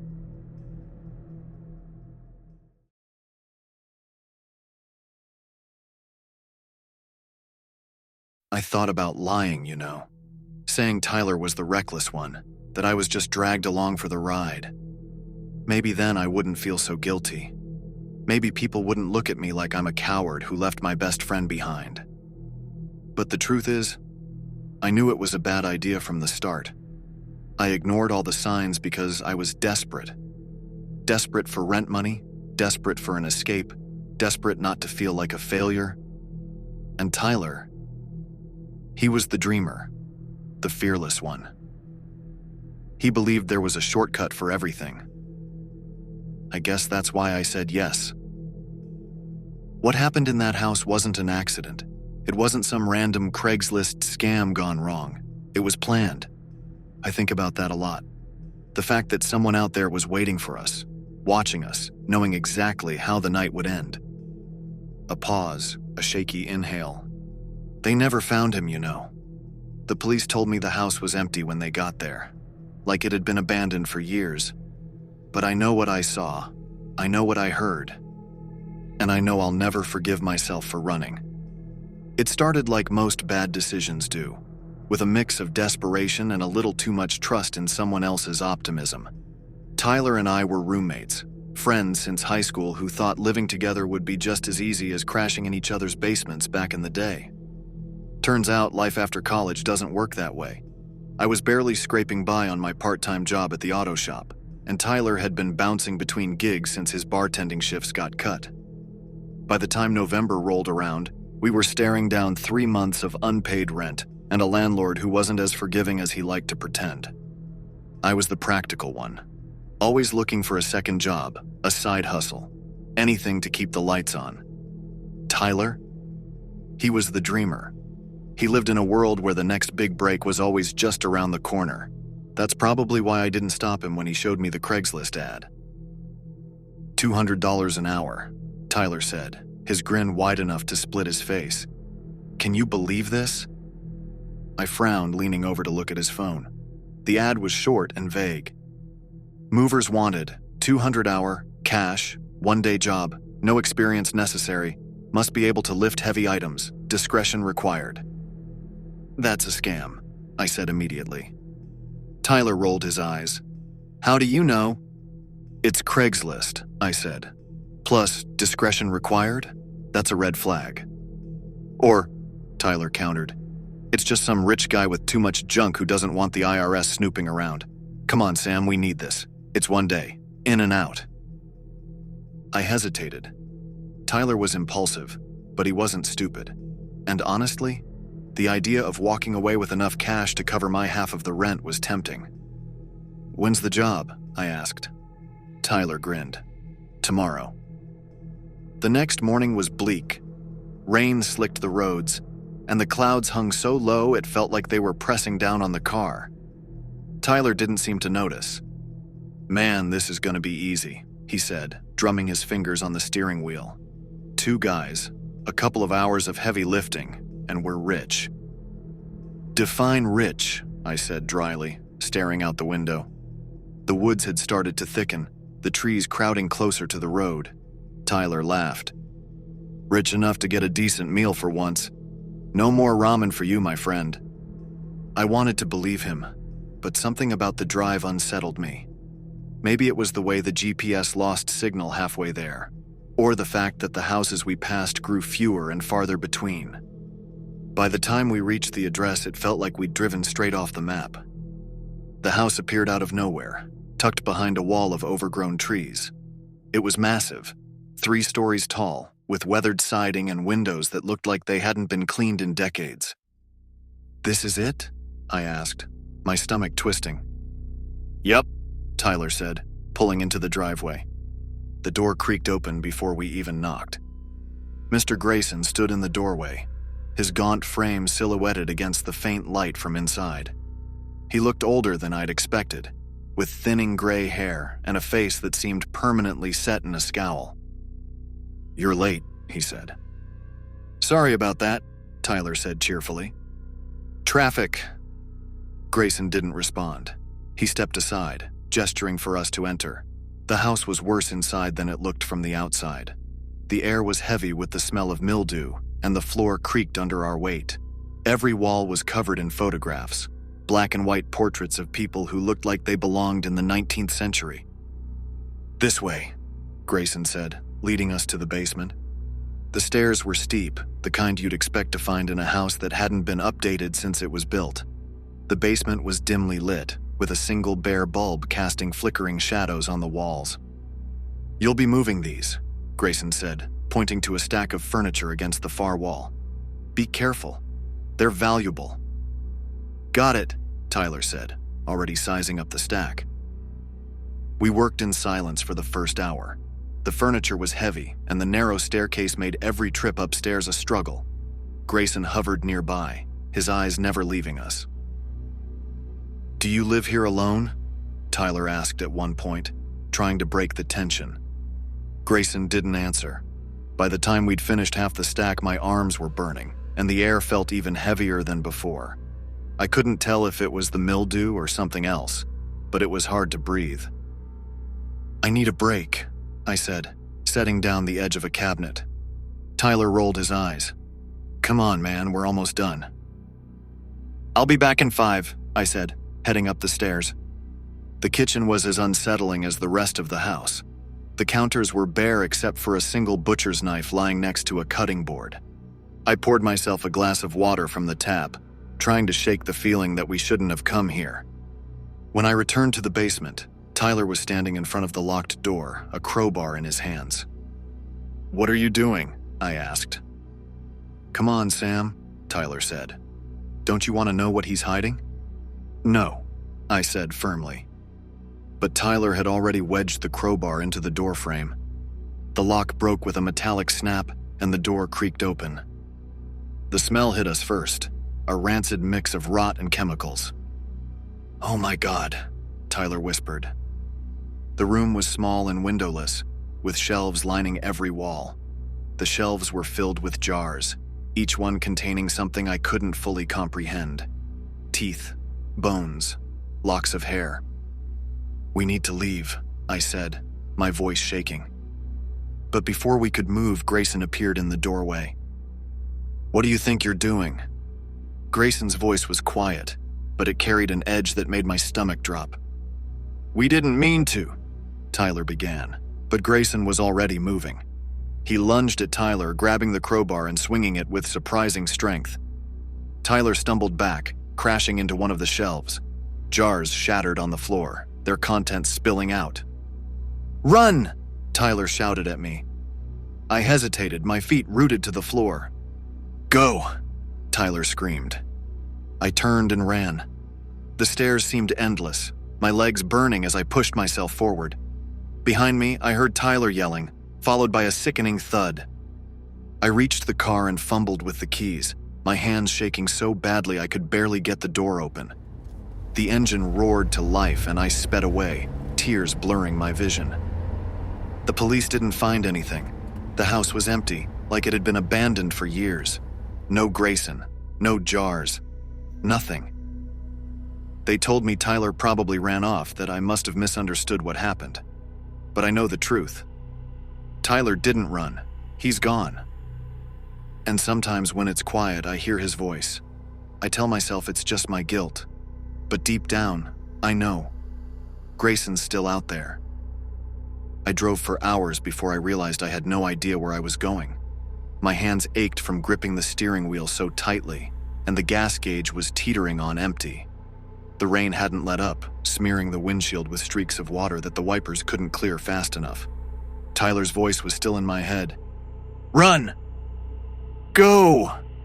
I pulled into a gas station off a 2-lane highway, the neon lights buzzing faintly in the downpour. I parked as far from the building as possible and sat there for a moment, staring at my reflection in the rearview mirror. My face looked hollow, my skin pale and clammy. The car smelled like sweat and damp upholstery. I could still feel the weight of the house pressing down on me, the thick, suffocating air of that basement. My phone buzzed on the passenger seat, snapping me out of my daze. It was Kayla, my coworker from the garage. "Kayla. Hey, you okay? Haven't heard from you all day." My fingers hovered over the screen, but I couldn't bring myself to answer. What was I supposed to say? Sorry, I was too busy watching my best friend die in some psycho's basement. I threw the phone onto the floor and stared out the window. The rain had slowed to a drizzle, the lights from the gas station casting eerie shadows across the parking lot. I thought about calling the police again, but what could I tell them that I hadn't already? They didn't believe me. They wouldn't believe me. By the time I got back to the apartment, the sun was rising. I hadn't slept, and the sight of the empty couch hit me like a gut punch. Tyler's backpack was still in the corner, slumped over like he'd just tossed it there a few hours ago. I dropped onto the couch and buried my face in my hands. The weight of everything crashed over me at once. The smell of the jars, the sound of Tyler's screams, the way Grayson had moved, fast and precise, like he'd done it 100 times before. I should have done something. I should have gone back for him. The thought made my chest tighten, my breath hitching in shallow gasps. The knock on the door startled me so badly I nearly fell off the couch. For a moment I just sat there, staring at the door like it might open on its own. "Sam?" a voice called. It was Kayla. I scrambled to my feet and opened the door, my heart pounding. She stood there with a coffee in one hand and a concerned look on her face. "Jesus, you look like hell," she said, stepping inside. "Thanks," I muttered, closing the door behind her. She set the coffee on the counter and turned to face me, crossing her arms. "Okay, what's going on? You've been MIA for 2 days and you're freaking me out." I wanted to tell her. The words were right there choking me, but I couldn't get them out. "I'm fine," I lied. Kayla frowned. "No, you're not. Where's Tyler? He usually texts me back when you don't." My stomach dropped. "He's gone," I said slowly. Her eyes widened. "Gone? What do you mean, gone?" I opened my mouth to explain, but the words felt wrong. How could I make her understand? How could I make anyone understand? "He took off," I said finally. "Went to visit his family or something." Kayla didn't look convinced, but she didn't push. The days that followed were a blur. I couldn't eat, couldn't sleep. Every time I closed my eyes, I saw Tyler in that basement, his face pale and terrified. I started hearing things. Soft creaks in the apartment, faint rustling outside the window. At first, I told myself it was just paranoia, the aftershocks of what I'd been through. But then I started noticing little things. One night, I came home to find the front door unlocked. I was certain I'd locked it before I left. Another time, I found muddy footprints on the stairs leading up to the apartment. Paranoia, I muttered to myself. But the word felt hollow. The final straw came 2 weeks later. I was walking home from the garage late at night, the streets empty and silent. As I turned the corner onto my block, I saw a figure standing at the far end of the street. They were too far away to make out clearly, but something about the way they stood, rigid and unmoving, made my skin crawl. I quickened my pace, my eyes flicking back to the figure every few seconds. They didn't move. By the time I reached the apartment, my hands were shaking so badly I could barely get the key in the lock. I slammed the door shut behind me and locked it, leaning against the wood as I tried to catch my breath. The phone call came the next morning. I was sitting on the couch staring blankly at the TV when my phone buzzed on the coffee table. The number was unfamiliar, but I picked it up anyway. "Hello? Is this Sam?" The voice was female, unfamiliar but serious. "Yes," I said hesitantly. "This is Detective Monroe with the county sheriff's office. We're following up on the report you filed 2 weeks ago." I sat up straight. "Did you find anything?" There was a pause. "We visited the property again yesterday," she said carefully.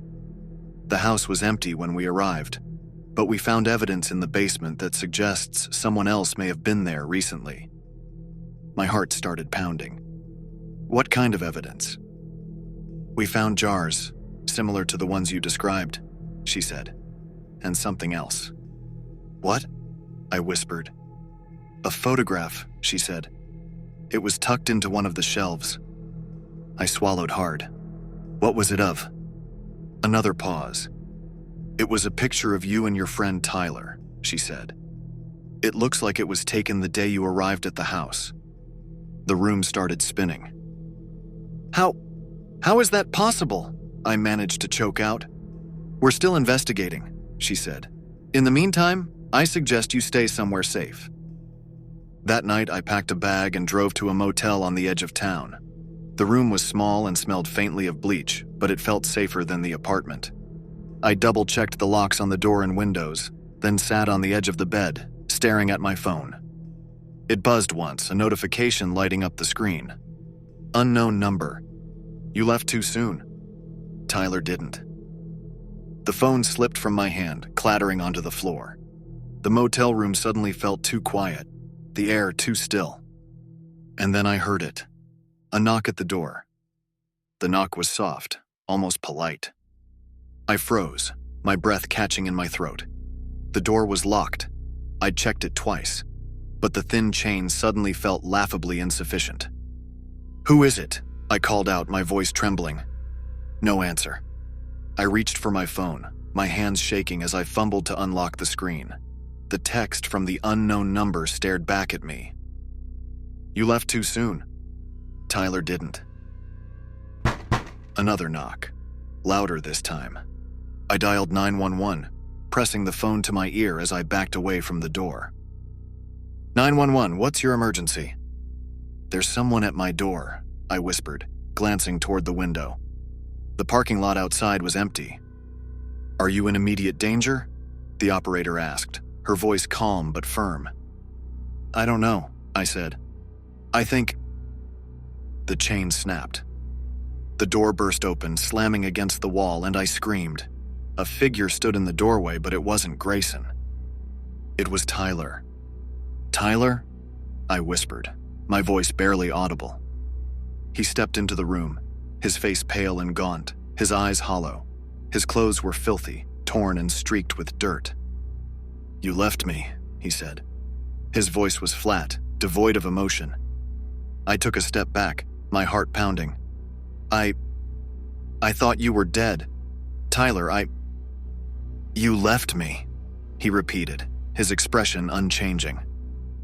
Something was wrong. He wasn't just angry. He was empty, lifeless. "What happened to you?" I asked, my voice cracking. He didn't answer. Instead, he reached into his pocket and pulled out something small and glinting in the soft light. A photograph. He tossed it onto the bed and I recognized it instantly. It was the same photo the detective had described, the one of the two of us, taken the day we arrived at the house. "Where did you get this?" I asked, my voice rising. "I never left," he said, his eyes boring into mine. "Neither will you." Before I could respond, the door slammed shut behind him. I ran for the window, but he was faster.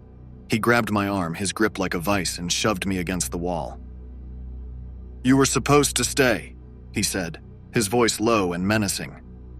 "Tyler, please," I begged, tears streaming down my face. "We can leave. We can go to the police." He shook his head, a bitter smile curling his lips. "There's no leaving. Not for me. Not for you." From his other pocket, he pulled out a knife. Panic surged through me and I fought with everything I had, kicking and clawing, but he was relentless. The knife came down once, slicing through my arm. Pain exploded and I screamed, but the adrenaline kept me moving. I grabbed the lamp from the bedside table and swung it with all my strength, smashing it against his head. He staggered, dropping the knife, and I bolted for the door. Blood dripped from my arm as I stumbled into the parking lot, gasping for air. My vision blurred and my legs threatened to give out, but I kept running. Behind me, I heard the sound of the motel room door creaking open. "Sam," Tyler's voice rang out, sharp and desperate. I didn't look back. I made it to the gas station down the road before I collapsed, clutching my arm as the blood soaked through my shirt. An older man behind the counter called 911, his face pale as he handed me a towel to press against the wound. "The guy, he's still there," I gasped. "You have to stop him." The paramedics arrived first, then the police. I gave them everything: the motel address, Tyler's name, what he'd done. They didn't find him. The officer who came to speak with me looked grim. "Are you sure it was him?" "Of course I'm sure," I snapped. "I've known him for years." The officer exchanged a glance with his partner. "Ma'am," he said carefully, "we found blood in the room and evidence of a struggle, but no sign of anyone else. Are you aware that your friend Tyler was confirmed deceased 2 weeks ago? His body was recovered at the Grayson property. Dental records confirmed it." The room spun around me. "That's not possible," I whispered. The officer gave me a long, searching look. "Is there anyone we can call for you?" I shook my head, my breath hitching in short, panicked bursts. I knew what I'd seen. I knew Tyler had been there, felt his hands on me, heard his voice. But as I sat there, trembling and alone, one thought clawed its way into my mind. If Tyler was dead, who did I leave behind at that house?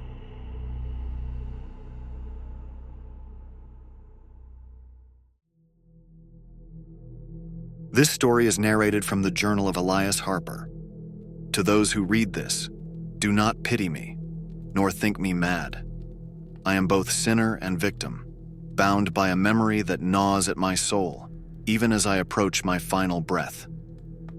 In the year of our Lord 1692, something dark crept into the bones of White Hollow. We whispered of witches, but we saw only glimpses, fleeting and terrible. You may find my words hard to believe, but know this: there are places and people that ought to be left alone. This is my confession. Pray, heed its warning. It began with the frost, though it was late spring. The fields should have been green, yet a chill lingered in the air. Our wheat turned brittle, and the lambs were born weak. The Reverend said it was a test of our faith, but the villagers muttered darker things. I was 17, apprenticed to my father on the farm, my days spent in the furrows and my nights by the fire. Life in White Hollow was hard, but it was predictable, at least until she came. Marjorie Wren. She arrived on foot, wrapped in a black cloak, carrying little more than a bundle of herbs and a weathered satchel. A widow, she said, looking to make her way south. She stayed at the edge of the village in a lean-to abandoned by a trapper years before.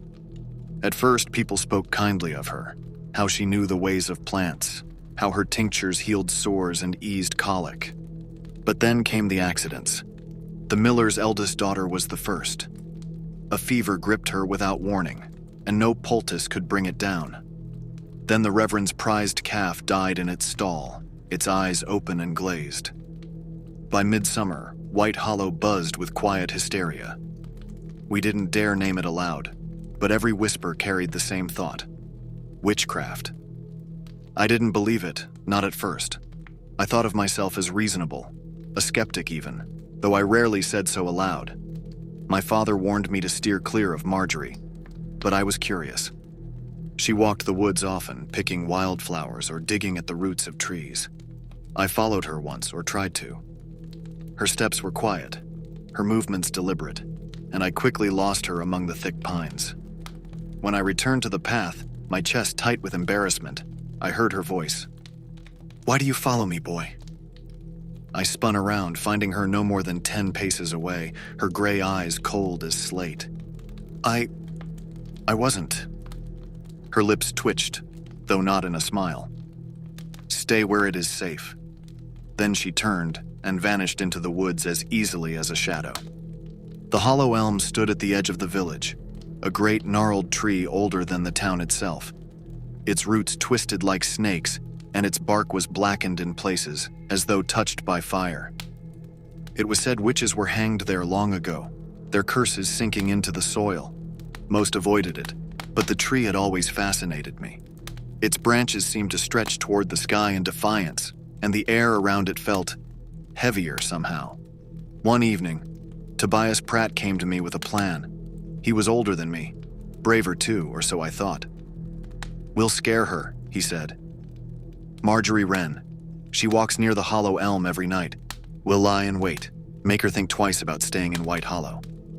It was a foolish idea, but Tobias had a way of making folly sound like adventure.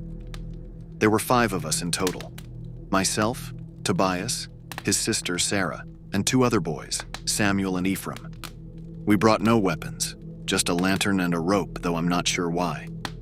Perhaps it was part of the performance, or perhaps some darker instinct had taken hold.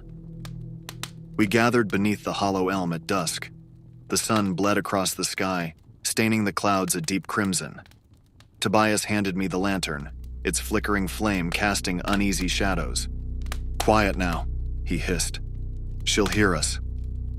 The hours passed slowly, the chill seeping into our bones. Samuel whispered that we should leave, but Tobias shushed him.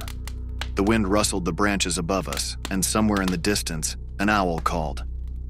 Then we saw her. She came from the woods, her silhouette sharp against the moonlight.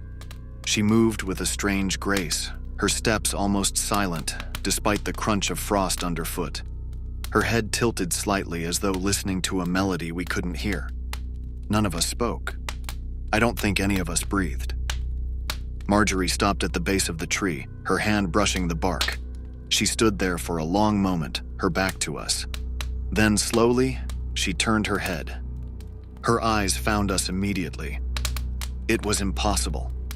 We were hidden among the roots, crouched low in the shadows, yet her gaze pierced through the darkness. "Who's there?" she called, her voice firm but calm. Tobias rose first, his bravado faltering. Just a warning," he stammered. "You don't belong here, Marjorie Wren. Leave White Hollow or else." The others stood too, emboldened by his words, though none of us moved closer. I stayed crouched, the lantern trembling in my hands. Marjorie didn't answer. She stepped closer, her movements slow and deliberate. The air grew colder, the lantern's flame guttering. "You're just children," she said softly, her voice laced with something like pity. "Go home." But Tobias wasn't satisfied. "You'll go or we'll make you." He raised the rope, as though it were some kind of weapon. Marjorie's expression didn't change, but her eyes seemed darker now, like storm clouds rolling in. "Fools," she murmured. "Do you think the tree will protect you? Do you even know what it is?" The word sent a chill through me, though I couldn't say why. Tobias stepped forward, raising the rope higher. That's when we heard it. A low groan. deep and resonant, coming from the tree itself. The ground trembled, and the roots writhed like living things. Samuel screamed, dropping to his knees while Ephraim stumbled back, tripping over a root. The lantern fell from my hands, shattering, its light snuffed out in an instant. "Run!" Sarah shouted, grabbing my arm. But I couldn't move. My eyes were fixed on Marjorie, who stood motionless, her face shadowed but serene. The hollow elm's branches creaked, bending toward her like supplicants. "You have no idea what you've woken," she said, her voice distant now, as though coming from far away. The groaning grew louder, the roots surging upward to form shapes. Faces, twisted and screaming, mouths frozen in silent agony. The air reeked of damp earth and decay. I turned and ran. We never spoke of what happened beneath the hollow elm. Tobias left town shortly after, his sister Sarah following a month later. Samuel grew quiet and withdrawn, while Ephraim took to drink. As for me, I stayed. I had no choice. My family needed me. But I never went near the tree again, not until this morning. You see, the frost has returned, though it is summer now. The fields are barren, and the livestock refuse to graze. Last night, I dreamed of Marjorie Wren, her gray eyes burning into mine. When I woke, the sound of groaning filled the air. The hollow elm is calling. The sound of groaning did not stop when I woke. It lingered in the dawn light, low and resonant, as though the tree itself had taken a breath. My first thought was that it must be the wind, but the air was still. I lay in bed for a long while, staring at the ceiling, willing myself to ignore it. My father called for me from the fields, his voice muffled by the weight of my dread. I rose, dressed, and stepped outside. The groaning was louder now. I tried to busy myself with the morning's work, feeding the chickens, mending the fence, but my hands were clumsy, my thoughts elsewhere. Every so often I found my gaze drifting toward the woods, toward the hollow elm. By midday, I could bear it no longer. The noise had settled into my bones, a vibration I couldn't shake. I told my father I needed to fetch water from the stream, though the well was full. He didn't question me, distracted as he was by the dying crops. The path to the elm was overgrown, but I knew it well enough. Each step felt heavier than the last, as though the earth itself resisted me. When I reached the clearing, the sight stopped me cold. The tree had changed. Its bark, once dark and cracked, now gleamed wetly, as if oozing sap. The roots had risen higher, twisting into shapes too deliberate to be natural. Faces. I saw them clearly now. Human faces, their features contorted in pain. And beneath the largest root, a hollow yawned wide, black and deep, like the mouth of some great beast. I should have turned back. I should have run. But the groaning pulled at me, low and insistent, and before I knew it, I was standing at the base of the tree. The air was thick, heavy with a smell I couldn't place, earthy and sour, like rotting leaves. The hollow seemed to draw me in, its darkness pressing against my skin. I knelt, my fingers brushing the edge of the opening. Something shifted inside, a whisper, soft and barely audible. My name. Elias. I stumbled back, my heart hammering. The whisper came again, louder now, and with it, a voice I hadn't heard in years. Help me. It was Tobias. Tobias had left White Hollow years ago. I'd heard rumors he'd gone to sea, that he'd drowned, or perhaps found work in a distant city. But now, his voice came from the hollow, clear and desperate. Elias, it begged. Please. Tears pricked my eyes as I crawled closer. Tobias, I whispered. The groaning ceased, replaced by silence so profound it rang in my ears. Then, from the blackness, a hand emerged. It was skeletal, its flesh clinging to bone like wet parchment. I froze, unable to move, as the hand reached for me. Help me, Tobias said again, though his voice was wrong now. Too deep, too guttural.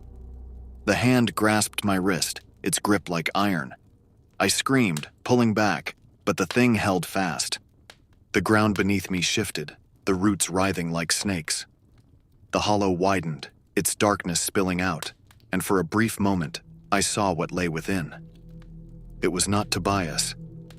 It was not human. A face loomed in the blackness, pale and glistening, its eyes sunken and its mouth full of jagged teeth. It grinned at me, a grin too wide, and its voice was a chorus of whispers. "Stay," it said. I yanked my arm free, falling backward. The creature lunged, its hand clawing at the air, but the hollow seemed to resist it, pulling it back into the depths. The faces in the roots shifted, their mouths opening in silent screams.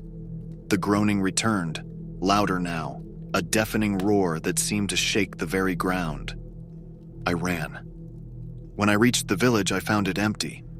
Doors hung open, fires smoldered in hearths, but there was no sign of life. I called for my father, for anyone, but the only answer was the groaning, faint but relentless. As the sun dipped below the horizon, I returned to the clearing. I don't know why. Perhaps I hoped to find answers, or perhaps some part of me knew there was no escaping it. The hollow elm loomed before me, its roots still writhing.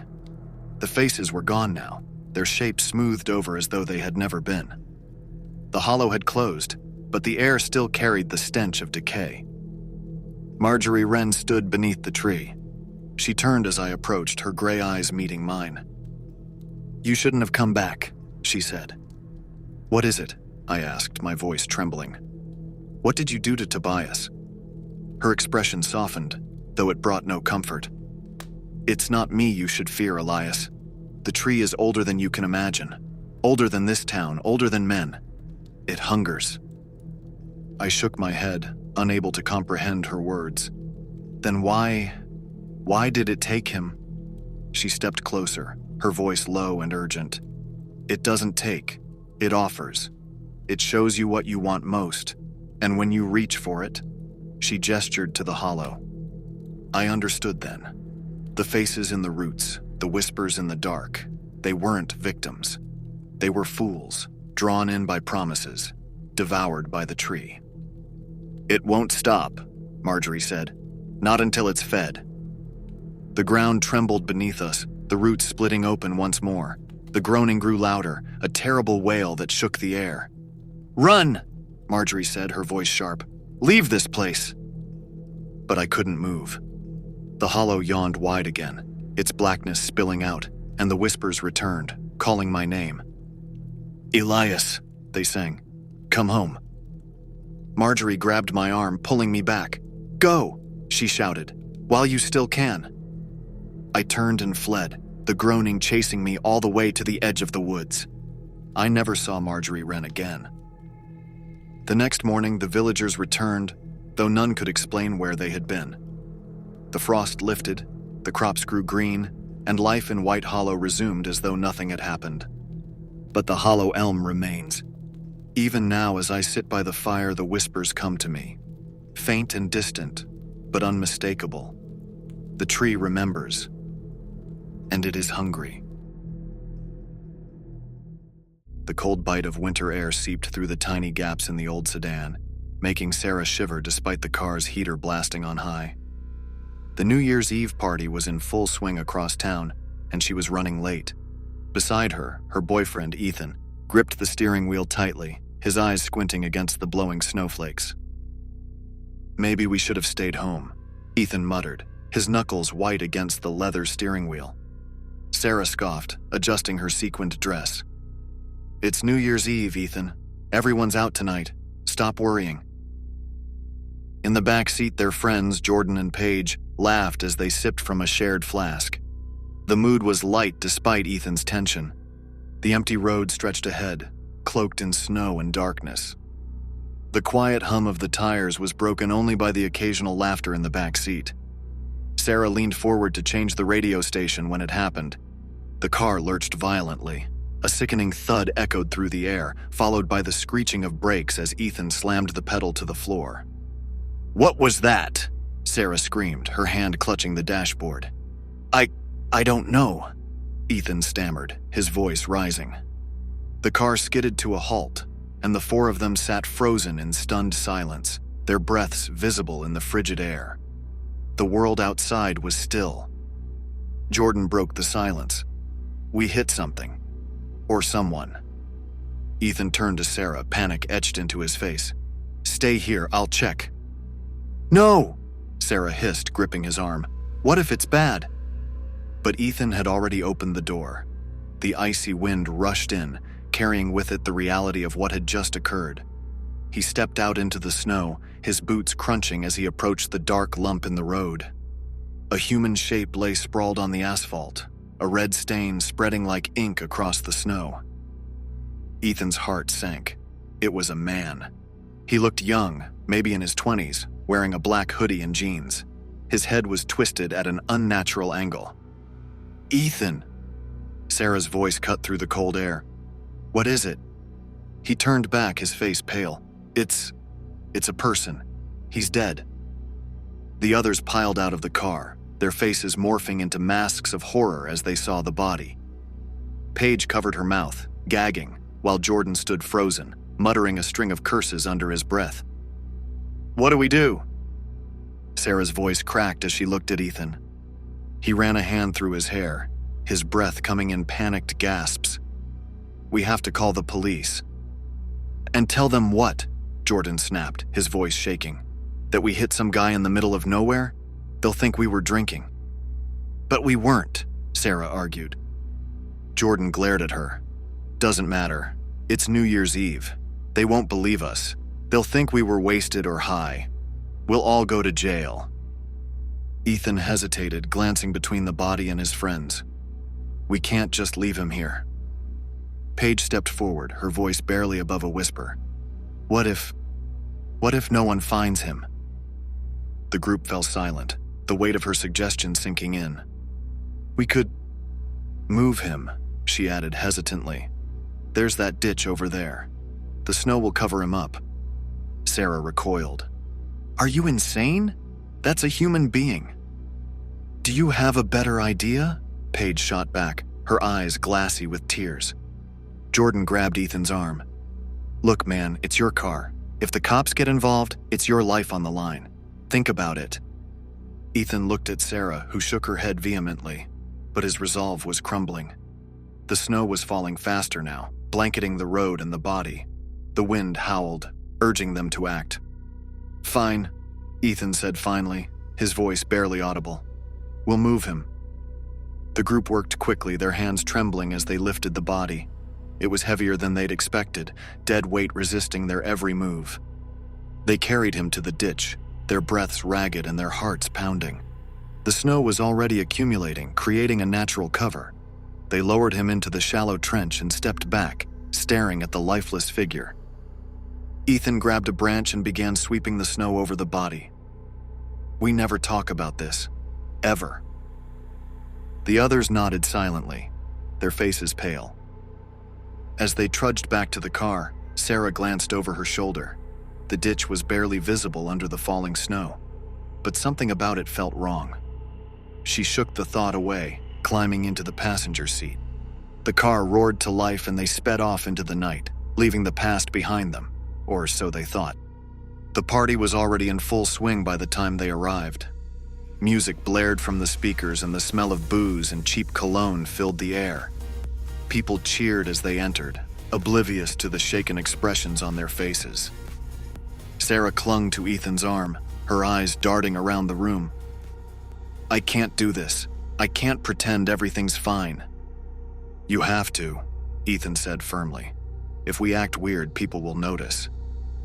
Jordan and Paige had already disappeared into the crowd, their nervous laughter mingling with the noise. Sarah envied their ability to compartmentalize. An hour passed, then another. Sarah downed glass after glass of champagne, trying to drown the gnawing guilt in her stomach. But every time she closed her eyes, she saw the man's face, the way his body had crumpled, the lifeless stare in his eyes. The clock read 11:45, 15 minutes until midnight. The crowd was growing louder, their voices merging into a chaotic roar. Sarah excused herself, heading toward the bathroom. As she turned the corner, she froze. Standing at the edge of the room was a man in a black hoodie and jeans. His face was obscured by the hood, but his presence was unmistakable. Her heart pounded as she backed away, her mind racing. It couldn't be him. It was impossible. She ran back to Ethan, grabbing his arm. "He's here," she whispered, her voice trembling. Ethan frowned. "What are you talking about?" "The guy we hit. He's here." "You're drunk," Ethan said, brushing her off. "I'm serious, I saw him." Ethan sighed, looking around the room. "It's probably someone who looks like him. Calm down." But Sarah couldn't shake the feeling. Her eyes darted around the party, scanning the sea of faces. The man was gone. The clock struck 11:58, and the crowd began counting down to midnight. Ethan, Sarah, Jordan, and Paige gathered near the bar, their forced smiles masking their unease. 10, 9, 8. The chant grew louder, echoing through the room. Sarah's stomach churned as she glanced over her shoulder. There he was again, the man in the hoodie, standing at the edge of the crowd, staring at her. "Ethan," she whispered urgently, but he didn't hear her over the noise. 7, 6, 5. The man began walking toward them, his face still hidden in the shadows. 4, 3, 2. Sarah grabbed Ethan's arm, her nails digging into his skin. "He's coming!" 1. Happy New Year! The room erupted in cheers, confetti raining down as the clock struck midnight. But Sarah's eyes were fixed on the man. He stopped a few feet away, lowering his hood. His face was pale, his eyes sunken and bloodshot. He looked alive. Who are you?" Sarah stammered, her voice barely audible over the noise. The man smiled faintly. "You left me for dead." Ethan turned, his face going pale as he recognized the man. "It can't be." "I should thank you," the man said, his voice calm. "If you'd called for help, I'd probably be in jail right now. But you made me realize something. People like you don't deserve to live without consequences." Before anyone could react, the man reached into his pocket and pulled out a knife. Chaos erupted. Guests screamed as they scrambled to escape. The man lunged at Ethan, slashing wildly. Ethan stumbled backward, knocking over a table as he tried to dodge the blade. Sarah grabbed a champagne bottle, swinging it at the man with all her strength. The glass shattered against his head, but he barely flinched. "Run!" Ethan shouted, shoving Sarah toward the door. She hesitated for a moment, her heart pounding before sprinting into the cold night. Ethan, Jordan, and Paige followed, their breath visible in the icy air. They could still hear the man's voice behind them, taunting them as he gave chase. "You can't run from this. You can't run from me." The group reached the car, fumbling with the keys as their pursuer closed the gap. Ethan finally managed to unlock the doors, and they piled in, slamming the doors shut just as the man reached them. The engine roared to life and they sped away, the man's figure growing smaller in the rearview mirror. Hours later, they sat in a diner, their faces pale and their hands trembling as they sipped coffee. The adrenaline was wearing off, replaced by a crushing sense of guilt and dread.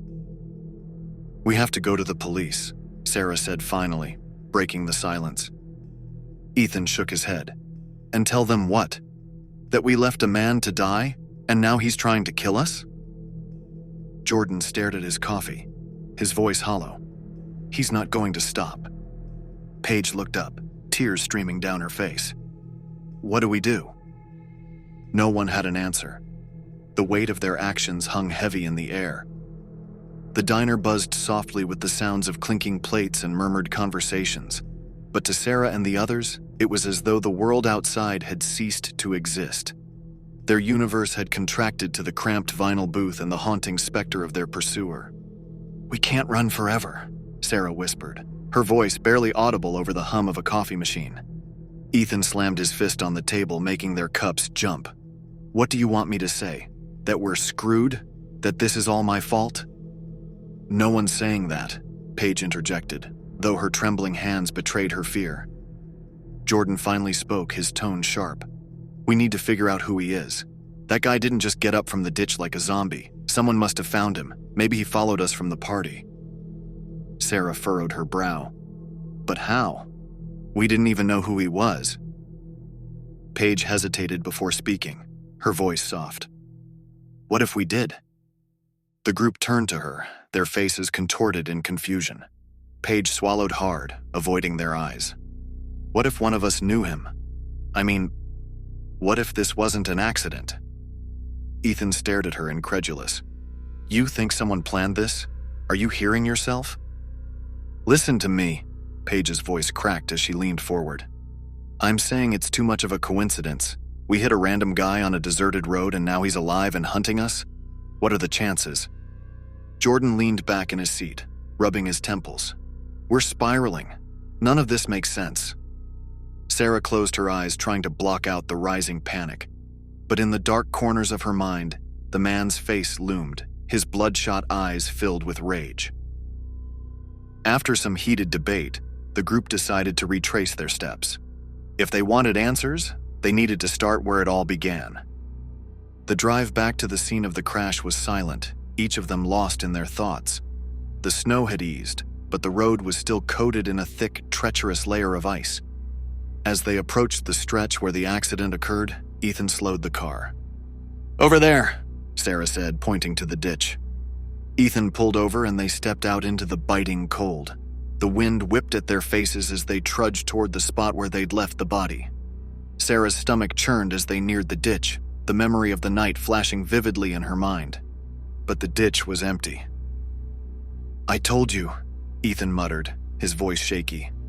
Someone must have found him and… Wait. Paige crouched down, brushing away the snow.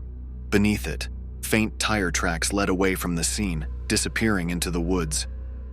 Someone took him, Jordan said grimly.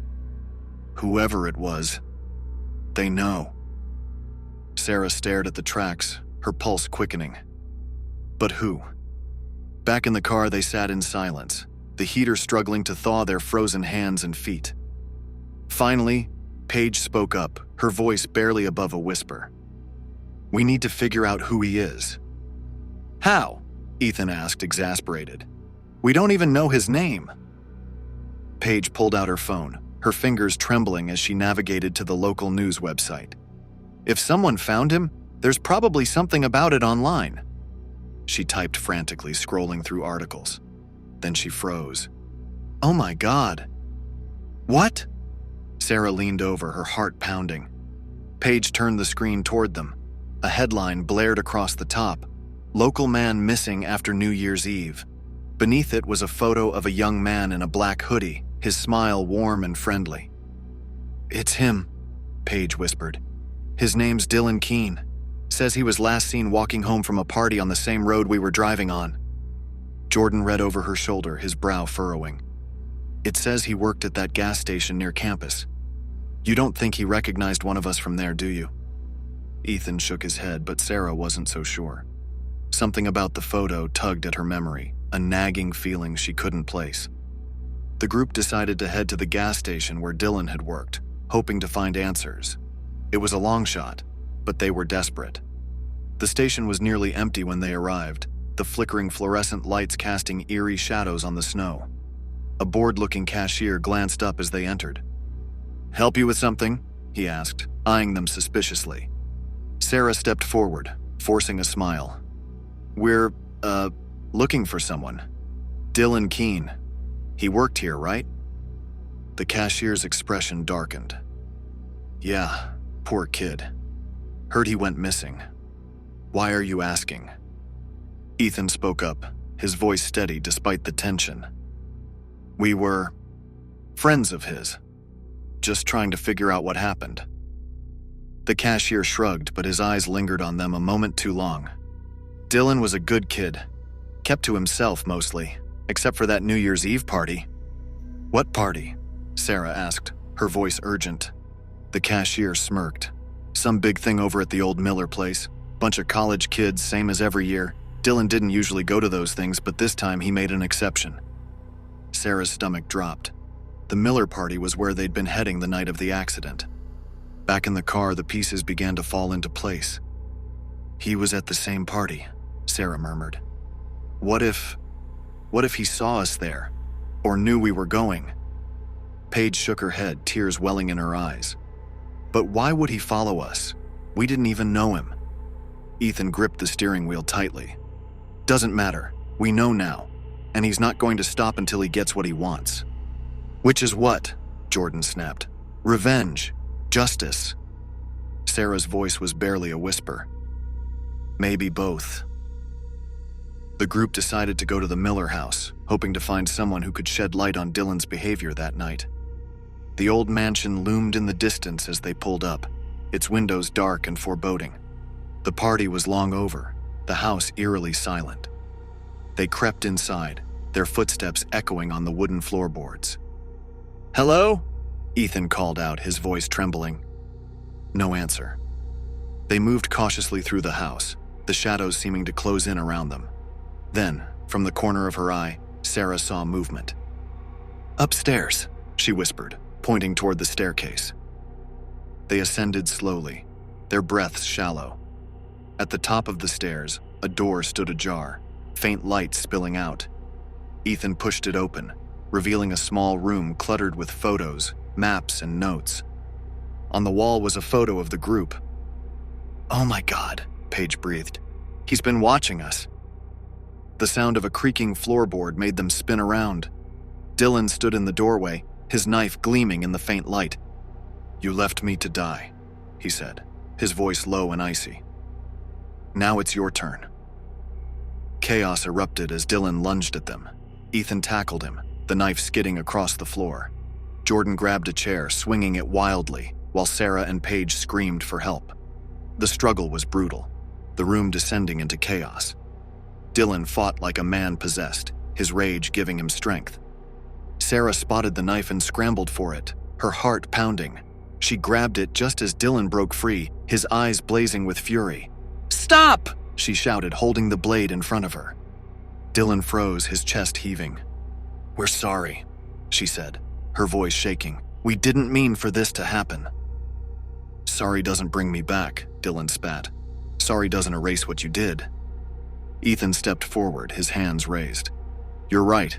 We messed up. But killing us won't fix anything." Dylan hesitated, his expression torn. For a moment, the room was silent, except for the sound of their ragged breaths. Then, with a shuddering sigh, Dylan lowered his hands. The fight drained out of him, leaving only exhaustion. "Get out," he said finally, "before I change my mind." The group stumbled out of the house, shaken but alive. The snow had stopped, the night eerily quiet. They didn't speak as they got into the car and drove away, the weight of their actions pressing down on them. They didn't call the police. They didn't tell anyone what had happened. But the memory of that night would haunt them forever, a constant reminder of the price of their silence.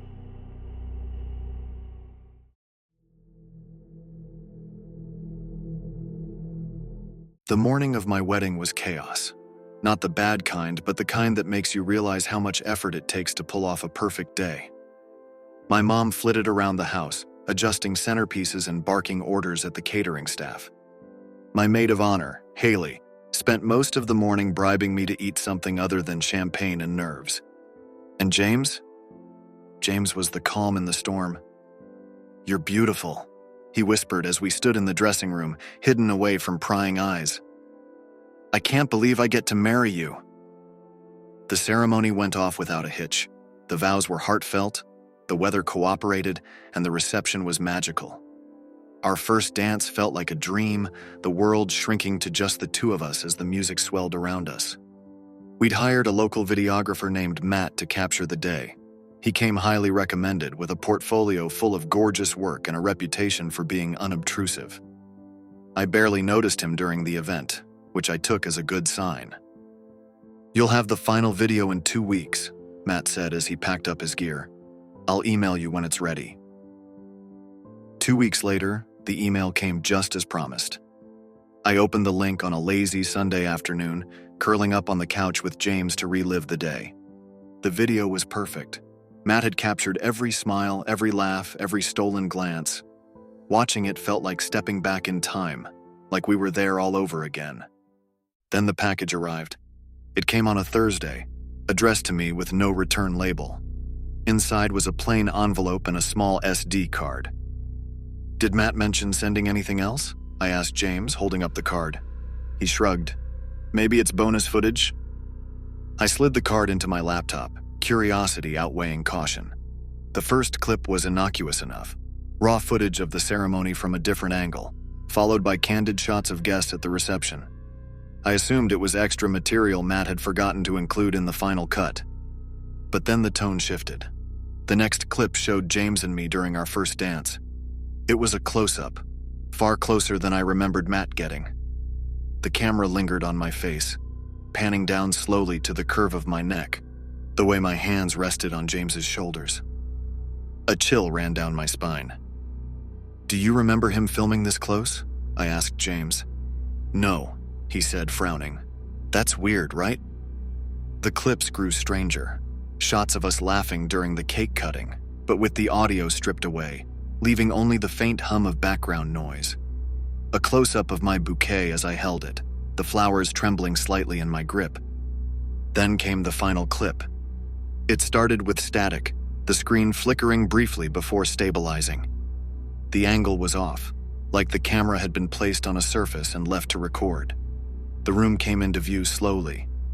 Our bedroom. The bed was unmade, clothes scattered across the floor, just as we left it in the rush of wedding preparations. For a moment I thought it was footage of us returning after the reception, but the timestamp on the video said otherwise. It was recorded the night before. I watched in horror as a shadow moved across the frame. A figure, indistinct but unmistakably human, stood in the doorway, staring at the bed. They didn't move, didn't speak. They just stood there, watching. "Turn it off," James said, his voice tight. My hands fumbled with the laptop, slamming it shut as my heart raced. We called Matt the next morning. "Did you send us an SD card?" I asked, trying to keep my voice steady. There was a pause on the other end of the line. "What are you talking about?" I explained the footage, my words tumbling over each other in a rush. "I didn't send you anything," Matt said finally. "Once I delivered the final video, that was it." "Could someone else have gotten access to the footage?" James asked. "Impossible," Matt said. "I don't keep raw files. I delete everything after the project's done." The call ended with no answers, only more questions. James insisted we call the police. An officer came to the house, his expression neutral as we showed him the clips. He asked the usual questions. Did we recognize the figure? Had we noticed anything unusual leading up to the wedding? Did we have any enemies? Enemies? We were two ordinary people. Who would do something like this? The officer took the SD card and promised to follow up, but nothing came of it. Life didn't return to normal after that. How could it? Every creak of the house, every shadow in the corner of my eye, felt like a threat. James tried to reassure me, but I could see the tension in his shoulders, the way his eyes darted to the windows when he thought I wasn't looking. Then the second package arrived. This one was smaller, wrapped in plain brown paper. Inside was another SD card, along with a single Polaroid photo. The photo was of me. It was taken from outside the house, through the living room window. I was sitting on the couch, scrolling through my phone, completely unaware. The SD card was worse. The footage was taken inside our home, James brushing his teeth, me cooking dinner, both of us asleep in bed. "I'm calling the police again," James said, his voice shaking. The third package came before the police could act. This time there was no SD card, no photo, just a handwritten note. "See you soon." We didn't sleep that night. Every light in the house was on, and James stayed by the door with a baseball bat, his knuckles white as he gripped the handle. The knock came at 3 a.m. James opened the door before I could stop him, the bat raised. But there was no one there. Only another package, sitting on the welcome mat like a final insult. Inside was a tablet, preloaded with a single video file. James pressed play, his hand trembling. The footage was dark and shaky, like the camera had been carried through the house in a rush. It showed us sleeping, the camera lingering on my face for far too long. Then it turned, panning slowly to the bedroom closet. The door creaked open, and the video cut to black. We didn't wait for the police this time. We packed a bag, got in the car, and drove until the sun came up. We never went back. The police called a week later to say the house had been broken into, but nothing was stolen. They found no fingerprints, no evidence of who had been there. The case went cold. Months later, I received an email. The subject line was blank, but the body of the email contained a single link. Against my better judgment, I clicked it. It was a live feed. The camera was positioned inside a house, our house. It showed the living room empty and silent, except for one detail. A figure stood in the corner, their face hidden in the shadows. They held a camera, pointed directly at me. I didn't tell James about the email at first. I couldn't. How could I explain that someone was still inside our old house, still watching, still waiting? He'd barely held it together after the last package. I wasn't sure if he could handle this. But the live feed wouldn't leave me alone. I kept coming back to it, clicking the link obsessively, staring at the grainy, flickering image of our empty living room. The figure was always there, standing in the same corner, unmoving. Sometimes I thought I could see them tilt their head, just slightly, as though they knew I was watching. James started noticing my distraction. "What's wrong?" he asked one night as we sat in our new apartment eating takeout on the couch. "Nothing," I lied. He didn't believe me. "You've been jumpy for days. Are you still thinking about the house?" I nodded, unable to meet his eyes. "Sam, we're safe now," he said. "Whoever that was, they're not here. They can't hurt us." I wanted to believe him. But the live feed told a different story. It wasn't just the feed. Other things started happening. Small things, easy to dismiss at first. A package arrived at our new apartment, addressed to no one. Inside was a plain black hoodie, just like the one the figure in the video wore. A neighbor mentioned seeing someone lurking near the parking lot late at night, but when James checked the security footage, it was gone. Erased, the tape corrupted. And then there were the noises. Faint creaks in the floorboards, the sound of something shifting in the closet, the occasional soft thud from the attic above us. "Rats," James said when I brought it up. "Old buildings are full of them." But I wasn't so sure. One night, unable to sleep, I opened the live feed again. The figure was gone. At first, relief washed over me. Maybe they'd given up.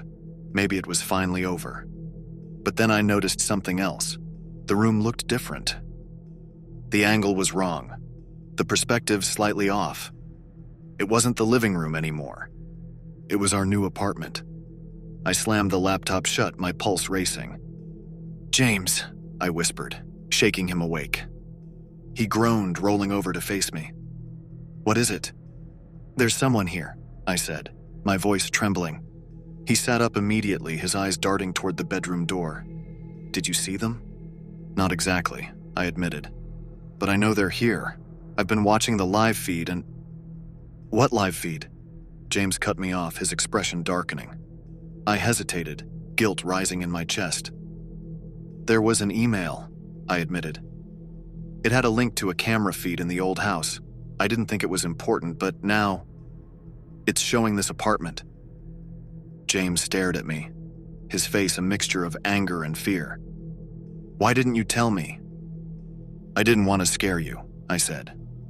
"Well, congratulations," he snapped. "I'm terrified now." James decided we couldn't wait any longer. "If they're watching us, we need to catch them," he said, his voice firm. "We'll set a trap."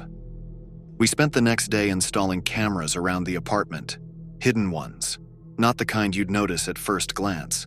James insisted it would give us peace of mind. But as the hours passed, my unease grew. It happened that night just after midnight. I woke to the sound of a door creaking open. For a moment, I lay frozen, my heart pounding in my chest. Then I nudged James, whispering his name. He stirred, groggy but alert. "What is it?" "Listen," I said. The sound came again, soft footsteps, moving through the apartment.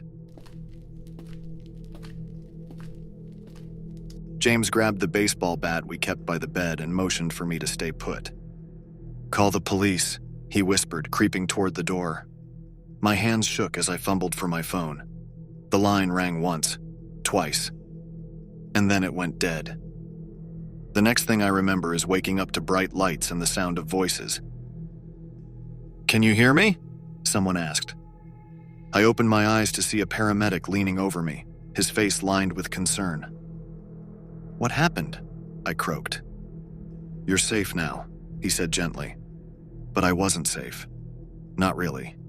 James was gone. The police found the cameras we'd installed, along with hours of footage from that night.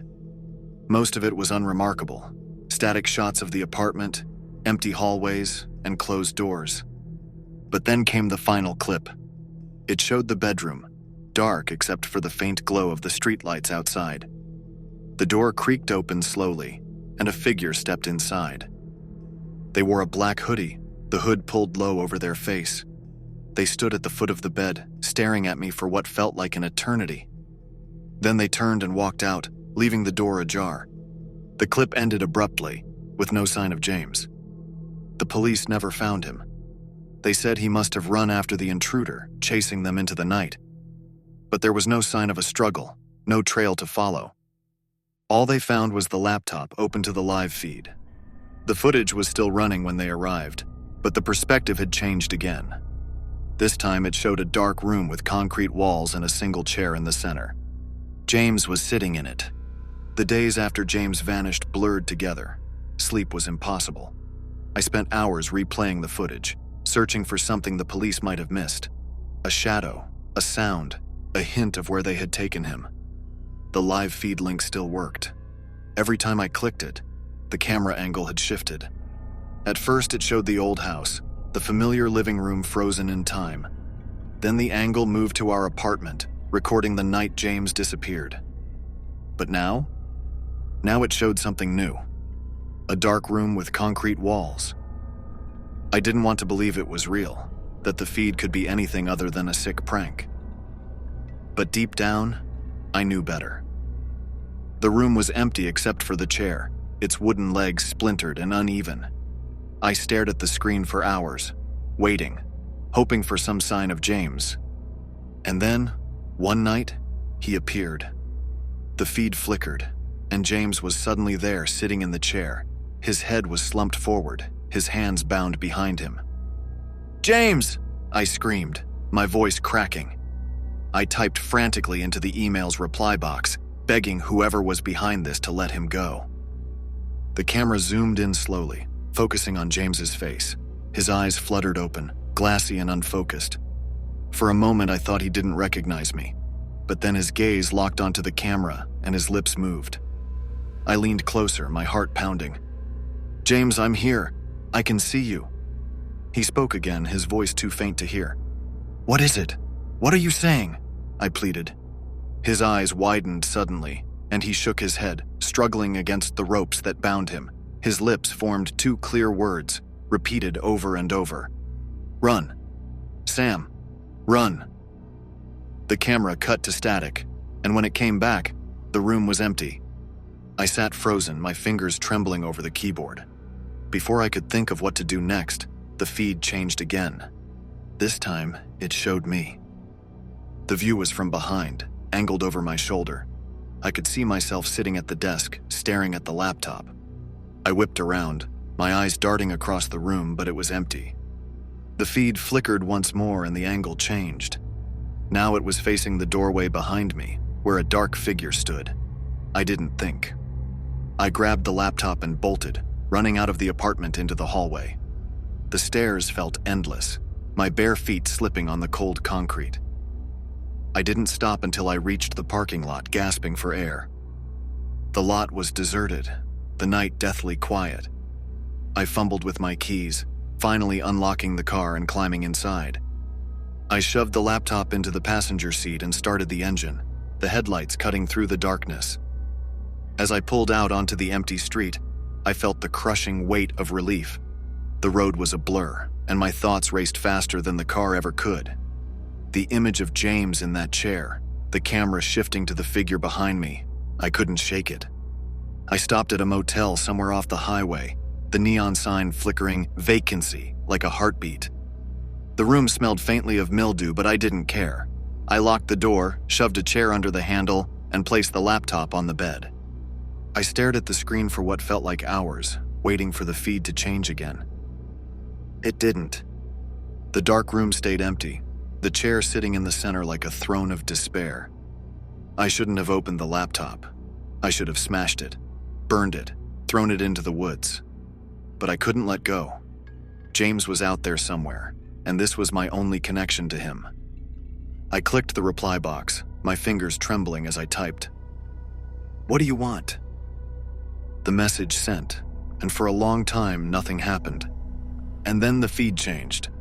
The camera showed the motel room. My motel room.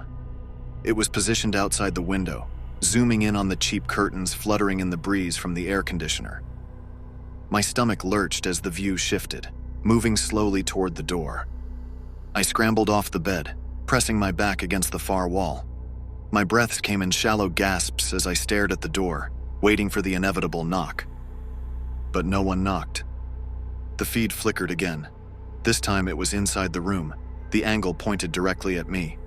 I stared at the screen, paralyzed. My own face stared back, wide-eyed and pale. And then I saw it, movement in the corner of the frame. A figure stepped into view, wearing the same black hoodie. They stood behind me, their face hidden in shadow, and raised a hand. I turned, my body moving before my mind could catch up. The room was empty. When I turned back to the laptop, the feed was gone. The screen showed nothing but static, the sound hissing like white noise in my ears. I closed the laptop, shoved it into my bag, and ran. I didn't stop until I reached the car. My hands shook as I fumbled with the keys, the night around me eerily silent. I locked the doors, gripping the steering wheel as tears streamed down my face. And then my phone buzzed. The message was from an unknown number. "Look in the trunk." I didn't want to. Every fiber of my being screamed to leave, to drive as far as I could and never look back. But I had to know. I stepped out of the car, the cold night air biting at my skin. My feet felt like lead as I walked to the back, my heart pounding in my chest. The trunk was already ajar, the latch barely holding it closed. I lifted it slowly, the metal groaning in protest. Inside was James. He was bound and gagged, his face bruised, his eyes wide with terror. "James!" I choked out, my voice trembling as I leaned into the trunk. His wide, frantic eyes darted toward something behind me. "Shh," came a voice, low and calm, just over my shoulder. I froze. The sound of my own breathing drowned out everything else. My mind raced, weighing options that felt non-existent. Adrenaline surged. I spun, my elbow connecting with something solid, a shoulder maybe, and I bolted for the driver's seat. The figure stumbled but recovered quickly, their heavy boots pounding against the asphalt as they chased me. I threw myself into the car, locking the doors and slamming the gear into reverse. The figure lunged, their hands slapping against the window, but the car surged backward, the tires screeching on the pavement. "Hold on," I shouted to James, though I wasn't sure if he could hear me.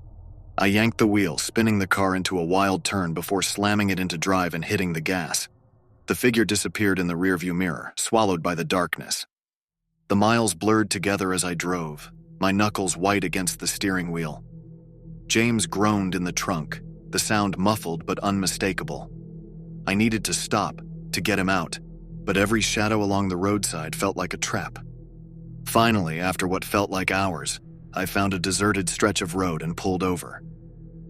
"Hang on," I whispered, my voice cracking as I opened the trunk. James blinked up at me, his face pale and streaked with blood. I fumbled with the ropes, my hands trembling so badly it took longer than it should have. When he was free, he collapsed against me, his breath ragged. "Sam," he rasped, his voice barely audible. "We have to keep moving." We didn't stop again until sunrise. The small diner off the highway was nearly empty, the smell of burnt coffee hanging in the air. James and I sat in a corner booth, our backs to the wall, our eyes on the door. "What happened?" I finally asked.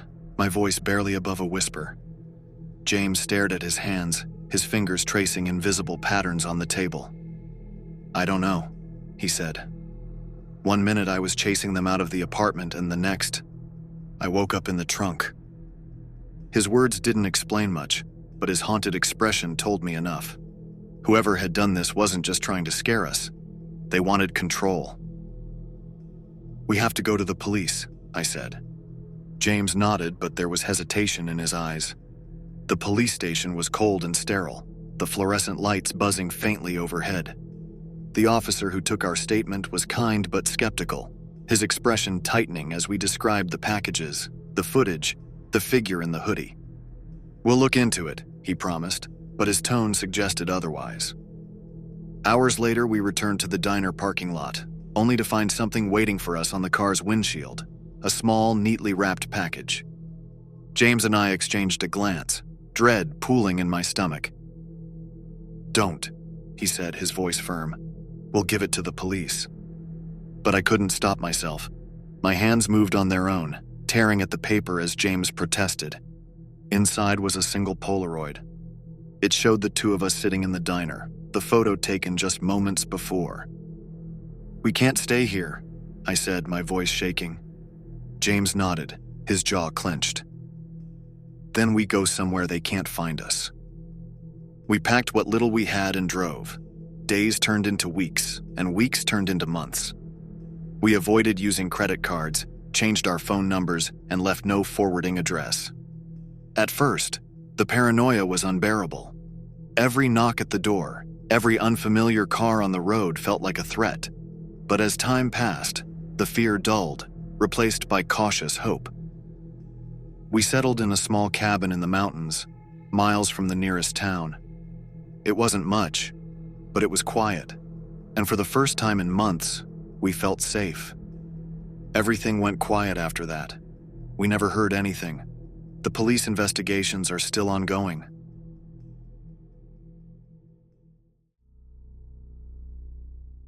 When I put up the ad for a roommate, I was already at my breaking point. My old roommate Sarah had bailed on me 3 months into our lease, leaving me to cover rent, utilities, and everything else on a part-time waitress's paycheck. I didn't have many options. If I didn't find someone fast, I'd be out on the street. The ad was simple. Roommate wanted, $700 month, must be clean, quiet, and reliable. No pets, no drama. I didn't expect much, but within a day I got a reply. Her name was Megan. She emailed me a short message saying she was new to the city, looking for a place to stay and could move in immediately. She attached a photo, a smiling blonde in her mid-20s, with soft features and bright, friendly eyes. When she came to see the apartment, she was even more charming in person. She was well-dressed but not flashy, carrying a small duffel bag and an air of easy confidence. "This is perfect," she said after the tour. "I can pay first and last month's rent up front." That sealed the deal. I didn't have time to be picky. The first few weeks were fine. Megan was quiet, kept to herself, and didn't seem to have much of a schedule. She didn't work as far as I could tell, but she always had cash for rent and groceries. I didn't ask questions. It wasn't my business. The first red flag was the lock. One day I came home to find Megan installing a heavy-duty deadbolt on her bedroom door. "Is everything okay?" I asked, trying to sound casual. She smiled, brushing it off. "Oh yeah, I just like my privacy." The second red flag was the smell. It started as a faint, sour odor wafting from her room. I figured it was food. Maybe she'd forgotten to throw out some leftovers. But it got worse, spreading through the apartment until I couldn't ignore it. I knocked on her door. "Hey, Megan, everything okay in there?" No answer. After a moment, I tried the handle, but of course it was locked. When Megan came out of her room later that night, I asked her about the smell. She looked at me blankly for a moment, then smiled. "I'll take care of it." The next morning, there was a note on the fridge. "Sorry about the smell. Cleaning my room today. Thanks for understanding." The smell disappeared after that. I didn't ask what she'd done. Things started to feel off after that. One night I was looking for my charger and decided to check under the couch cushions. Instead, I found a tiny black device, no bigger than a button. A camera. My stomach twisted as I held it in my hand. I confronted Megan the next day, heart pounding. "Do you know anything about this?" I asked, holding up the camera. She blinked at it, her expression unreadable. "No. Where'd you find it?" "Under the couch." She frowned, shaking her head. "That's so weird. Maybe Sarah left it behind?" I didn't believe her, but I didn't push. That night I tore the apartment apart, searching for more cameras. I found 2 more, one in the bathroom vent and another hidden in a fake plant in the living room. My hands shook as I gathered them in a pile on the coffee table. "Megan," I said when she came home, my voice trembling. "We need to talk." She glanced at the cameras, her face carefully neutral. "What's this about?" "You tell me," I snapped. She tilted her head, her smile almost condescending. "I don't know where those came from, but if you're accusing me of something, maybe I should find somewhere else to stay." I was too stunned to argue. The next morning, Megan was gone. Her room was locked, her things still inside. I wanted to believe she'd left for good, but something didn't feel right. Later that day, I noticed her duffel bag by the front door. She hadn't left at all. That night, I couldn't sleep. My mind raced with paranoia, every sound in the apartment amplified by the silence. Finally, I crept to Megan's door and pressed my ear against it. Nothing. I don't know what possessed me to pick the lock, but I did. It took me longer than I expected, my hands shaking as the bobby pins slipped and scratched the metal. When the door finally opened, I froze. The smell was back, stronger than ever. Her room was meticulously clean.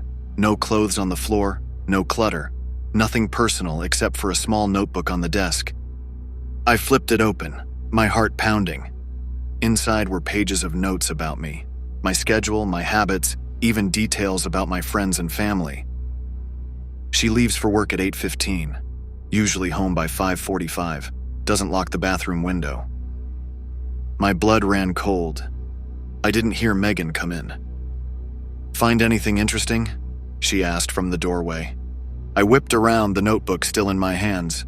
Her expression was calm, but her eyes were cold, calculating. "What the hell is this?" I demanded.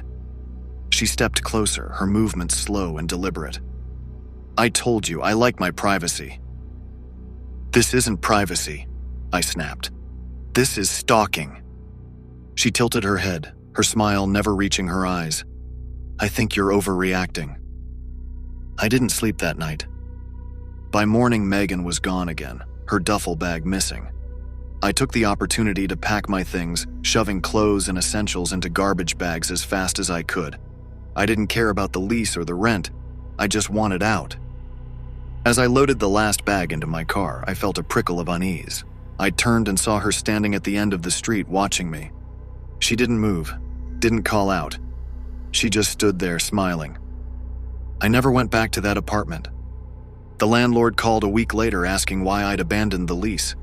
He said Megan had cleared out her room, leaving nothing behind except a note on the kitchen counter. I asked him to read it to me. It said, "I'll see you soon." Months later, I moved into a new apartment, far from the city. I changed my phone number, deleted my social media, and tried to rebuild my life. But the paranoia never left. Every knock at the door, every unfamiliar face in the hallway, sent my heart racing. One night I came home to find an envelope taped to my door. Inside was a single photograph. It showed me standing in my new living room staring out the window. I stared at the photograph in my hands, my stomach twisting into knots. It wasn't just the image that scared me. It was the angle. The photo had been taken from the inside of my apartment, looking out at me as I stood by the window. I locked the door and called the police. The officer who answered listened patiently as I explained the situation, but his tone turned skeptical when I mentioned Megan. "Did you actually see her take the photo?" he asked. "No," I admitted. He sighed. "Without evidence, there's not much we can do. Keep your doors locked and let us know if anything else happens." I hung up, feeling helpless. The next morning, I found a small black device sitting on my coffee table. Another camera. I hadn't put it there. My breath hitched as I scanned the apartment, every shadow and creak feeling like a threat. I grabbed the camera and stuffed it into a drawer, determined not to let Megan win. But she wasn't just trying to scare me. She was telling me she could still get inside. A week passed without incident. I started to believe she was gone, that maybe the photo and the camera had been her last moves. But then I saw her. It was late, and I was coming home from a long shift at work. As I unlocked the apartment building's front door, I caught a glimpse of someone standing across the street. Megan. She was leaning against a lamppost, her blonde hair glowing under the harsh light, a faint smile on her lips. I turned and went inside, my heart pounding. The next day I filed a report. This time I had details, a physical description, a location. The officer who took my statement nodded sympathetically but didn't seem hopeful. "Do you have any proof that she's been following you?" he asked. "No," I admitted. "Well, if she shows up again, call us right away." I left the station feeling defeated. That night I heard it, the unmistakable sound of the front door unlocking. I froze, my breath catching in my throat. I reached for my phone, fumbling to call the police, but my hands were trembling so badly I nearly dropped it. Footsteps echoed in the hallway, slow and deliberate. Then a soft knock at my bedroom door. "Sam," Megan's voice called, low and calm. "Let's talk." I didn't respond. The door creaked open and Megan stepped inside, her face calm and unreadable. "What do you want?" I demanded, my voice shaking. She tilted her head, her smile faint. "You left so suddenly. I thought we were friends." "This isn't friendship," I snapped. "It's stalking." Her smile widened. "You're so dramatic, Sam. I just wanted to check in. Make sure you're doing okay." "Get out," I said, my hands clenching into fists. She took a step closer, her eyes narrowing. "Or what?" I didn't think. I lunged. We collided, the impact knocking her back against the wall. She fought back with surprising strength, her nails raking across my arms as I tried to wrestle her toward the door. She reached for something in her pocket, a knife. The blade glinted in the dim light, and I barely managed to grab her wrist, twisting it until the knife clattered to the floor. I shoved her away and ran for the living room, my heart pounding. Megan followed, her footsteps heavy and fast. "You can't get rid of me!" she shouted. I grabbed my keys and bolted out the front door, not stopping until I was in the parking lot. Megan didn't follow me this time. I called the police from my car, my voice shaking as I described what had happened. They found her still in the apartment, sitting calmly on the couch as though nothing had happened. Megan was arrested for trespassing and assault, but she didn't stay in custody for long. "She didn't do any serious harm," the officer explained when I called to follow up. "There's not enough to hold her." The thought of her walking free made me sick. I moved again, this time leaving the city entirely. I deleted my social media, changed my phone number, and started using cash whenever possible. For months I lived in fear, jumping at every shadow, every knock at the door. But Megan never found me again. At least I hope she didn't. The night Megan broke into my apartment was the last straw. After the police arrested her, they assured me she would be charged with multiple offenses: trespassing, assault, and criminal harassment. For the first time in months, I felt like I could breathe again. "She won't be able to come near you," the officer said. "We'll make sure of it." But Megan's calm, smug demeanor as they led her out in handcuffs made me uneasy. "You'll miss me," she said, smiling over her shoulder. A week later, the police called me back to the station. "We've been looking into Megan," Detective Hall said, his expression grim. "We found some things during her booking and search that raise concerns." My stomach churned. "What kind of things?" He hesitated, then slid a folder across the table. Inside were photographs, pictures of me taken over the past 6 months. Some were from the apartment, others from my workplace, the grocery store, even my parents' house. "These were found in her car," he said, "along with a detailed journal tracking your movements." I felt sick. "Is that all?" He shook his head. "No. It gets worse. Detective Hall explained that Megan had been renting a storage unit under a fake name. When the police searched it, they found boxes filled with personal belongings, items stolen from me, and others she'd targeted in the past. Belongings? I asked, my voice trembling. He nodded. Clothing, keepsakes, photos, and more cameras. But it wasn't just stolen items. One box contained a series of IDs, driver's licenses, work badges, even passports. Most of the names didn't match Megan's. Who are they? I asked. We're still trying to identify everyone, Hall said. But some of them have been reported missing. 26. The missing women. The investigation revealed a horrifying pattern. Megan had been moving from city to city for years, placing ads for roommates and ingratiating herself into people's lives. Each time she left a trail of victims, some stalked, some robbed, and some who simply vanished. She's a predator, Hall said bluntly, and you're one of the lucky ones. But I didn't feel lucky. During her interrogation, Megan remained eerily composed. She admitted to following me, breaking into my apartment and placing the cameras. Why me? I asked when I was allowed to confront her. Her smile was chilling. You were easy, alone, desperate, too trusting. I wanted to scream at her, to demand answers, but her next words froze me in place. But you're not my first, and you won't be my last. A few days later, the police made a public announcement. Megan's storage unit contained more than just stolen belongings. Hidden in a locked safe, they found a series of videotapes labeled with dates and names. The videos were evidence of Megan's crimes, footage of her stalking, tormenting, and in some cases, attacking her victims. The most disturbing tape was labeled simply, Sam. I couldn't bring myself to watch it, but Detective Hall described it in grim detail. She filmed you for months, he said. Inside the apartment, at work, even while you were sleeping. She wanted to document everything. But the worst part? The tape ended with a final clip. Megan sitting in her room, smiling at the camera. She talks about her plans for you, Hall said. How she was going to make you disappear.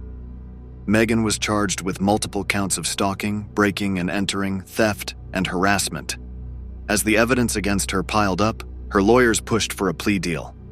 I attended every court hearing, determined to see her held accountable. The day she was sentenced to 20 years in prison was the first time I felt safe in months. But even as the judge read her sentence, Megan never stopped smiling. Months later, I received a call from Detective Hall. We've identified more victims, he said. People connected to Megan's past residences. The news should have made me feel better, knowing her crimes were being uncovered. But Hall's next words left me cold. There's one more thing, he said. We found another journal in her storage unit. It had a list of names. Your name was at the top. And? I asked, dreading the answer. Underneath yours there was another note. Next time I'll do better.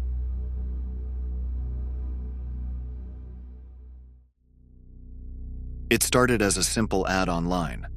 Cozy one-bedroom house, cheap rent, available immediately. Quiet location, perfect for someone looking to start fresh. I didn't hesitate to reach out. After everything I'd been through, a fresh start was exactly what I needed. The house was nothing special. A squat single-story home at the end of a gravel road. The front yard was overgrown, and the paint on the shutters was peeling, but the rent was dirt cheap. Too cheap, really. But I wasn't in a position to ask questions. Mr. Crane, the landlord, greeted me on the front porch the day I came to see the property. He was wiry, with a lined face and a thin smile that didn't quite reach his eyes. His handshake was firm, but his palm felt clammy. Been empty for a while, he said as he showed me around. Needs a little TLC, but it's solid. Good bones. I nodded, following him through the house. The inside was bare but functional, perfect for someone like me who didn't have much to bring. The kitchen smelled faintly of damp wood and the floorboards creaked underfoot, but it felt private, secluded. There's a basement too, Mr. Crane said, gesturing toward a heavy wooden door in the corner of the kitchen. "Just storage down there. Nothing to worry about." The way he said it made me pause. His tone was too casual, almost rehearsed. Before I could ask, he pulled a key from his pocket and handed it to me. "Here's your copy," he said. "Just, keep out of the basement, yeah? Some old pipes down there. Don't want to mess with them." I hesitated but nodded. What did I care about the basement? I needed a roof over my head, and this place fit the bill. I moved in 2 days later. The place felt eerie at first, with its uneven floors and drafty windows, but I told myself it was just an adjustment period. After all, I wasn't used to being alone. For the past 3 years, I'd lived with my ex in a cramped apartment downtown, where the noise of the city never stopped. Here, the only sound was the wind through the trees and the occasional creak of the old house settling. It was almost too quiet. I spent the first few days unpacking, arranging what little furniture I had, and trying to ignore the way the basement door seemed to loom in the corner of the kitchen. I didn't think about it much at first, but every time I walked past it, I found myself glancing at the lock. It was an old, tarnished thing, and the key by the second week I couldn't stop thinking about the basement. The smell was worse now, thick and nauseating, and it seemed to seep into the rest of the house. I opened the windows, burned candles, sprayed air freshener. Nothing helped. Finally, I gave in. It was late at night and the house was silent. I stood in the kitchen, staring at the basement door, the key heavy in my hand. Mr. Crane's words echoed in my mind. "Just storage down there." What kind of storage smelled like this? I slid the key into the lock and turned it. The door creaked open, revealing a steep wooden staircase that disappeared into darkness. The smell hit me like a wall, so strong it made my eyes water. I covered my nose with my sleeve and switched on the light at the top of the stairs. A single bare bulb flickered to life, casting weak shadows across the concrete floor below. I descended slowly, each step creaking beneath my weight. The air grew colder as I reached the bottom, and the smell was nearly unbearable now. The basement was empty, or so it seemed at first glance. The walls were bare cinder block and the floor was uneven concrete. But then I noticed the patch. It was near the center of the floor, a square section of concrete that looked newer than the rest. The edges were rough, as if it had been poured hastily, and the surface was slightly discolored. I knelt down, my stomach churning from the smell, and ran my fingers over it. The concrete was cool to the touch, almost damp. I stood up quickly, my pulse racing. Something about that patch felt wrong. Why was it there? What was beneath it? I wanted to leave, to lock the door and forget about the basement entirely. But I couldn't. My curiosity, my need to know, was stronger than my fear. I found a hammer in the shed out back and brought it down to the basement. My hands were shaking as I knelt by the patch and began chipping away at the edges. The concrete gave way more easily than I expected, crumbling under the hammer's blows. Beneath it was a layer of thick black plastic, stretched tight over what looked like a shallow pit. My stomach twisted as I ripped the plastic open, the smell hitting me with full force. Inside the pit were garbage bags, dozens of them, piled haphazardly on top of one another. The plastic was damp, stained with something dark and sticky. My hands trembled as I reached for the nearest bag, my mind racing with possibilities. It was heavy, and something inside shifted when I lifted it. I tore it open, my breath catching in my throat. Clothes, tattered, stained clothes, jeans, hoodies, shoes caked with dried mud. Each bag I opened was the same. Clothes, shoes, backpacks, wallets. Items that had once belonged to people. People who, judging by the smell, were no longer alive. And then I found the bones. I dropped the bag and stumbled back, my head spinning. I wanted to throw up, to scream, to run, but my legs wouldn't move. My phone was upstairs, and it felt like miles away. I forced myself to climb the stairs, one shaky step at a time, and grabbed it from the counter. My hands were trembling so badly I could barely dial. 911, what's your emergency? I told the operator everything. The smell, the bags, the bones. They said they'd send someone right away. But when the police arrived, the basement was empty. They searched the house from top to bottom, but there was no sign of the pit, the bags, or the bones.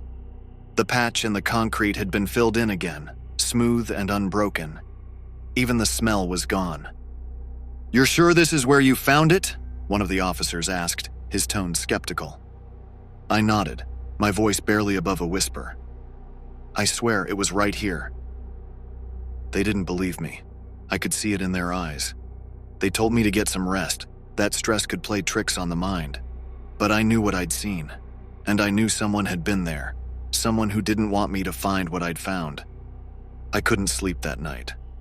Every creak and groan of the house set my nerves on edge. I kept thinking about the bags, the clothes, the bones. Who were they? How long had they been down there?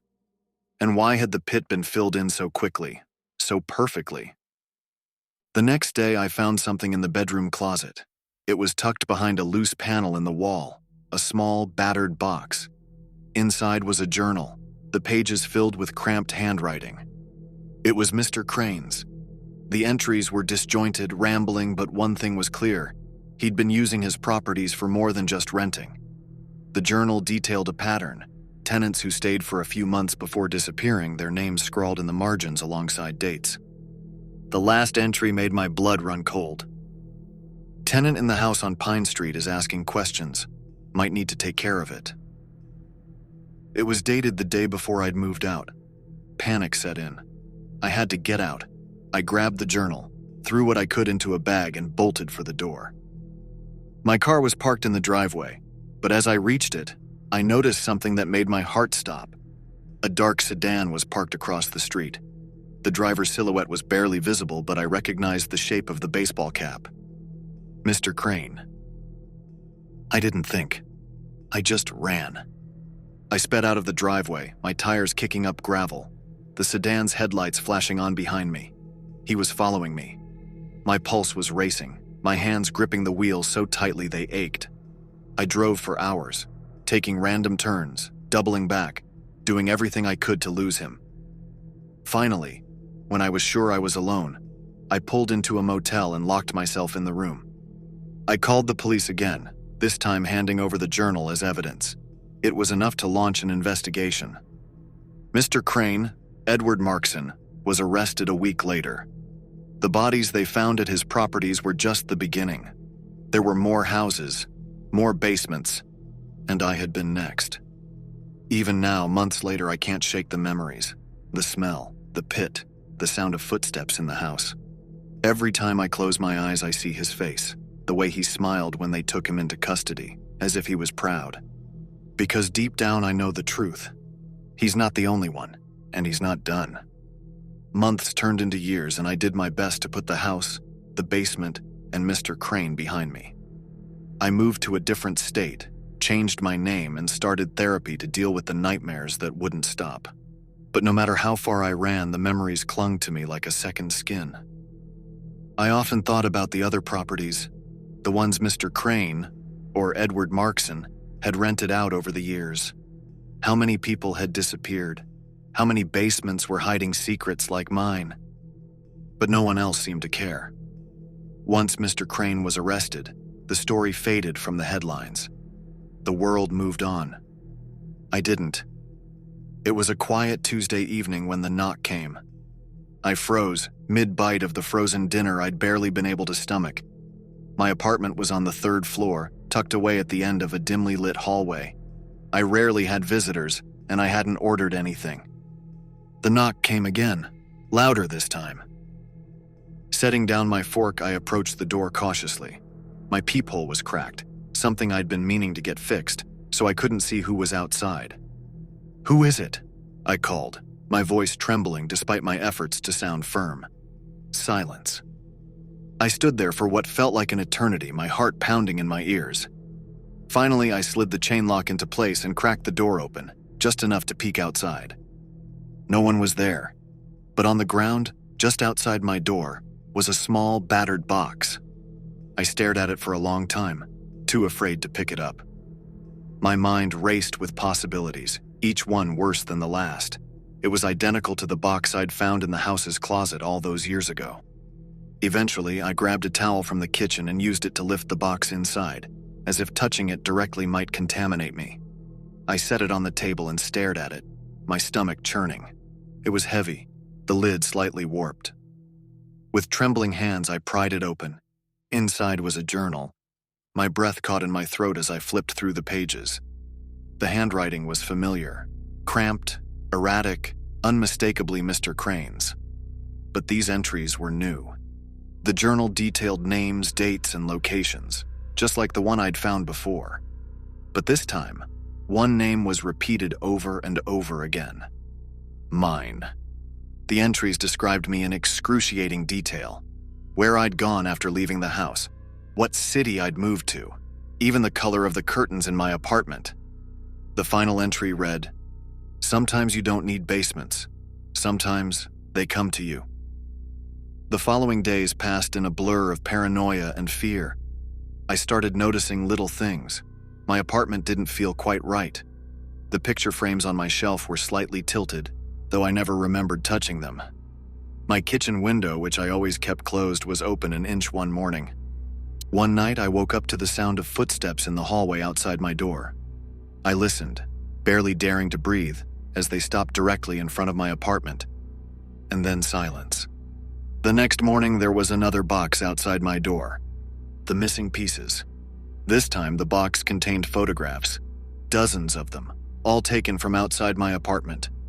Some were of me sitting at my desk, unaware. Others were of me leaving for work, locking my door, walking down the street. My hands trembled as I flipped through the stack.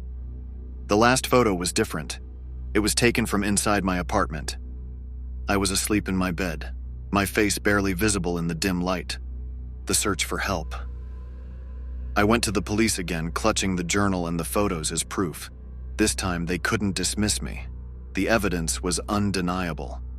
They promised to launch an investigation, to put patrols near my building, to track down anyone who might be responsible. But I knew better. Mr. Crane was in prison, and yet the boxes kept coming. Whoever was doing this had studied him, followed his methods, and now they had chosen me. The final straw came 3 weeks later. I came home from work to find my apartment door slightly ajar. I froze, my pulse racing, then pushed the door open slowly. Everything inside was untouched, just as I'd left it, except for the bedroom. On my bed was a garbage bag.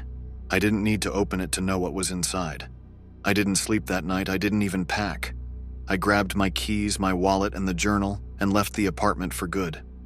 For the second time in my life, I disappeared. I changed my name again, moved to a new state, and vowed never to look back. But deep down, I knew it wasn't over. Years later, I saw a familiar name in the news. Another tenant had gone missing, this time in a house halfway across the country. The landlord was different, an older woman this time, but the details were eerily similar. A basement, a smell, a locked door. I turned off the TV and sat in the dark, my heart pounding. They weren't just following me. They were multiplying. I couldn't run forever. It had been 5 years since I found the garbage bag on my bed. 5 years of restless nights, looking over my shoulder and moving from city to city like a fugitive. But no matter where I went, I couldn't shake the feeling that it wasn't over. Every knock at the door, every unfamiliar face on the street, it all felt like a countdown to something inevitable. And then, it happened. It arrived on a sunny morning, tucked neatly into my mailbox among the usual bills and junk flyers.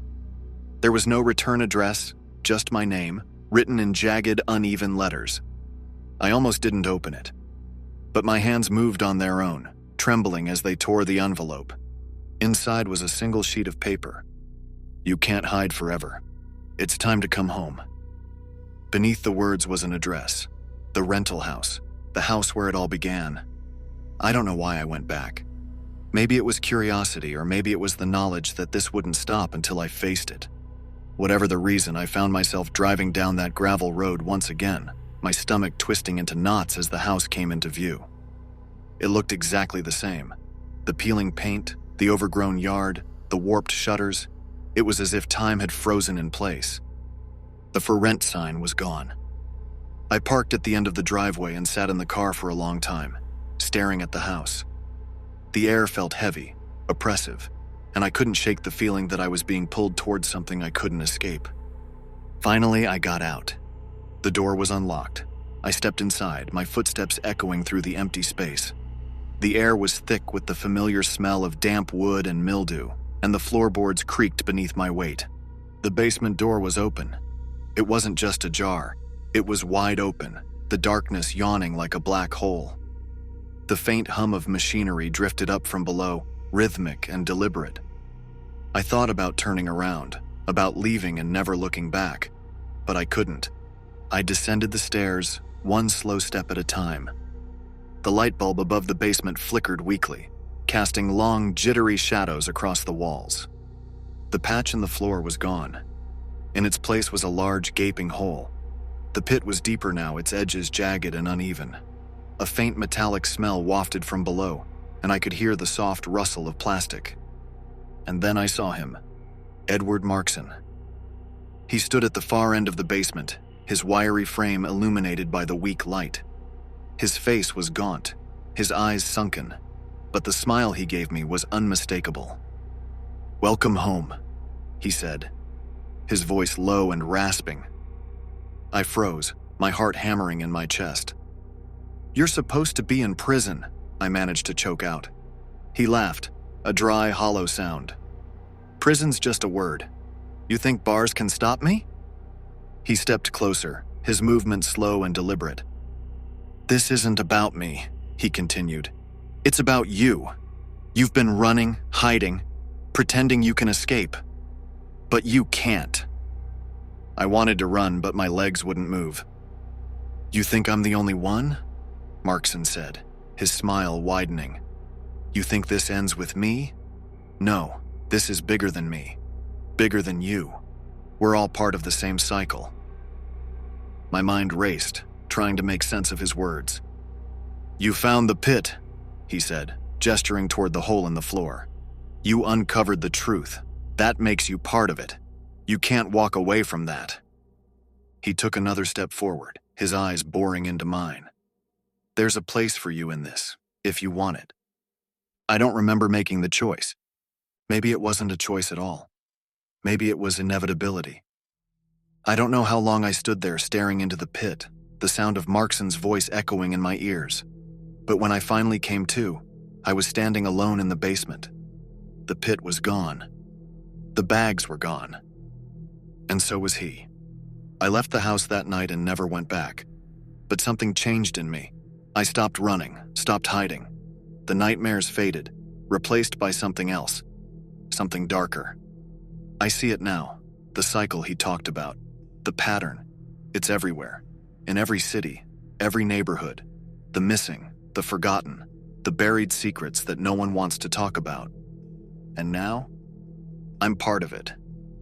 Sometimes I think about the basement, about the smell, the pit, the bones, and I wonder how many more are out there, waiting to be found.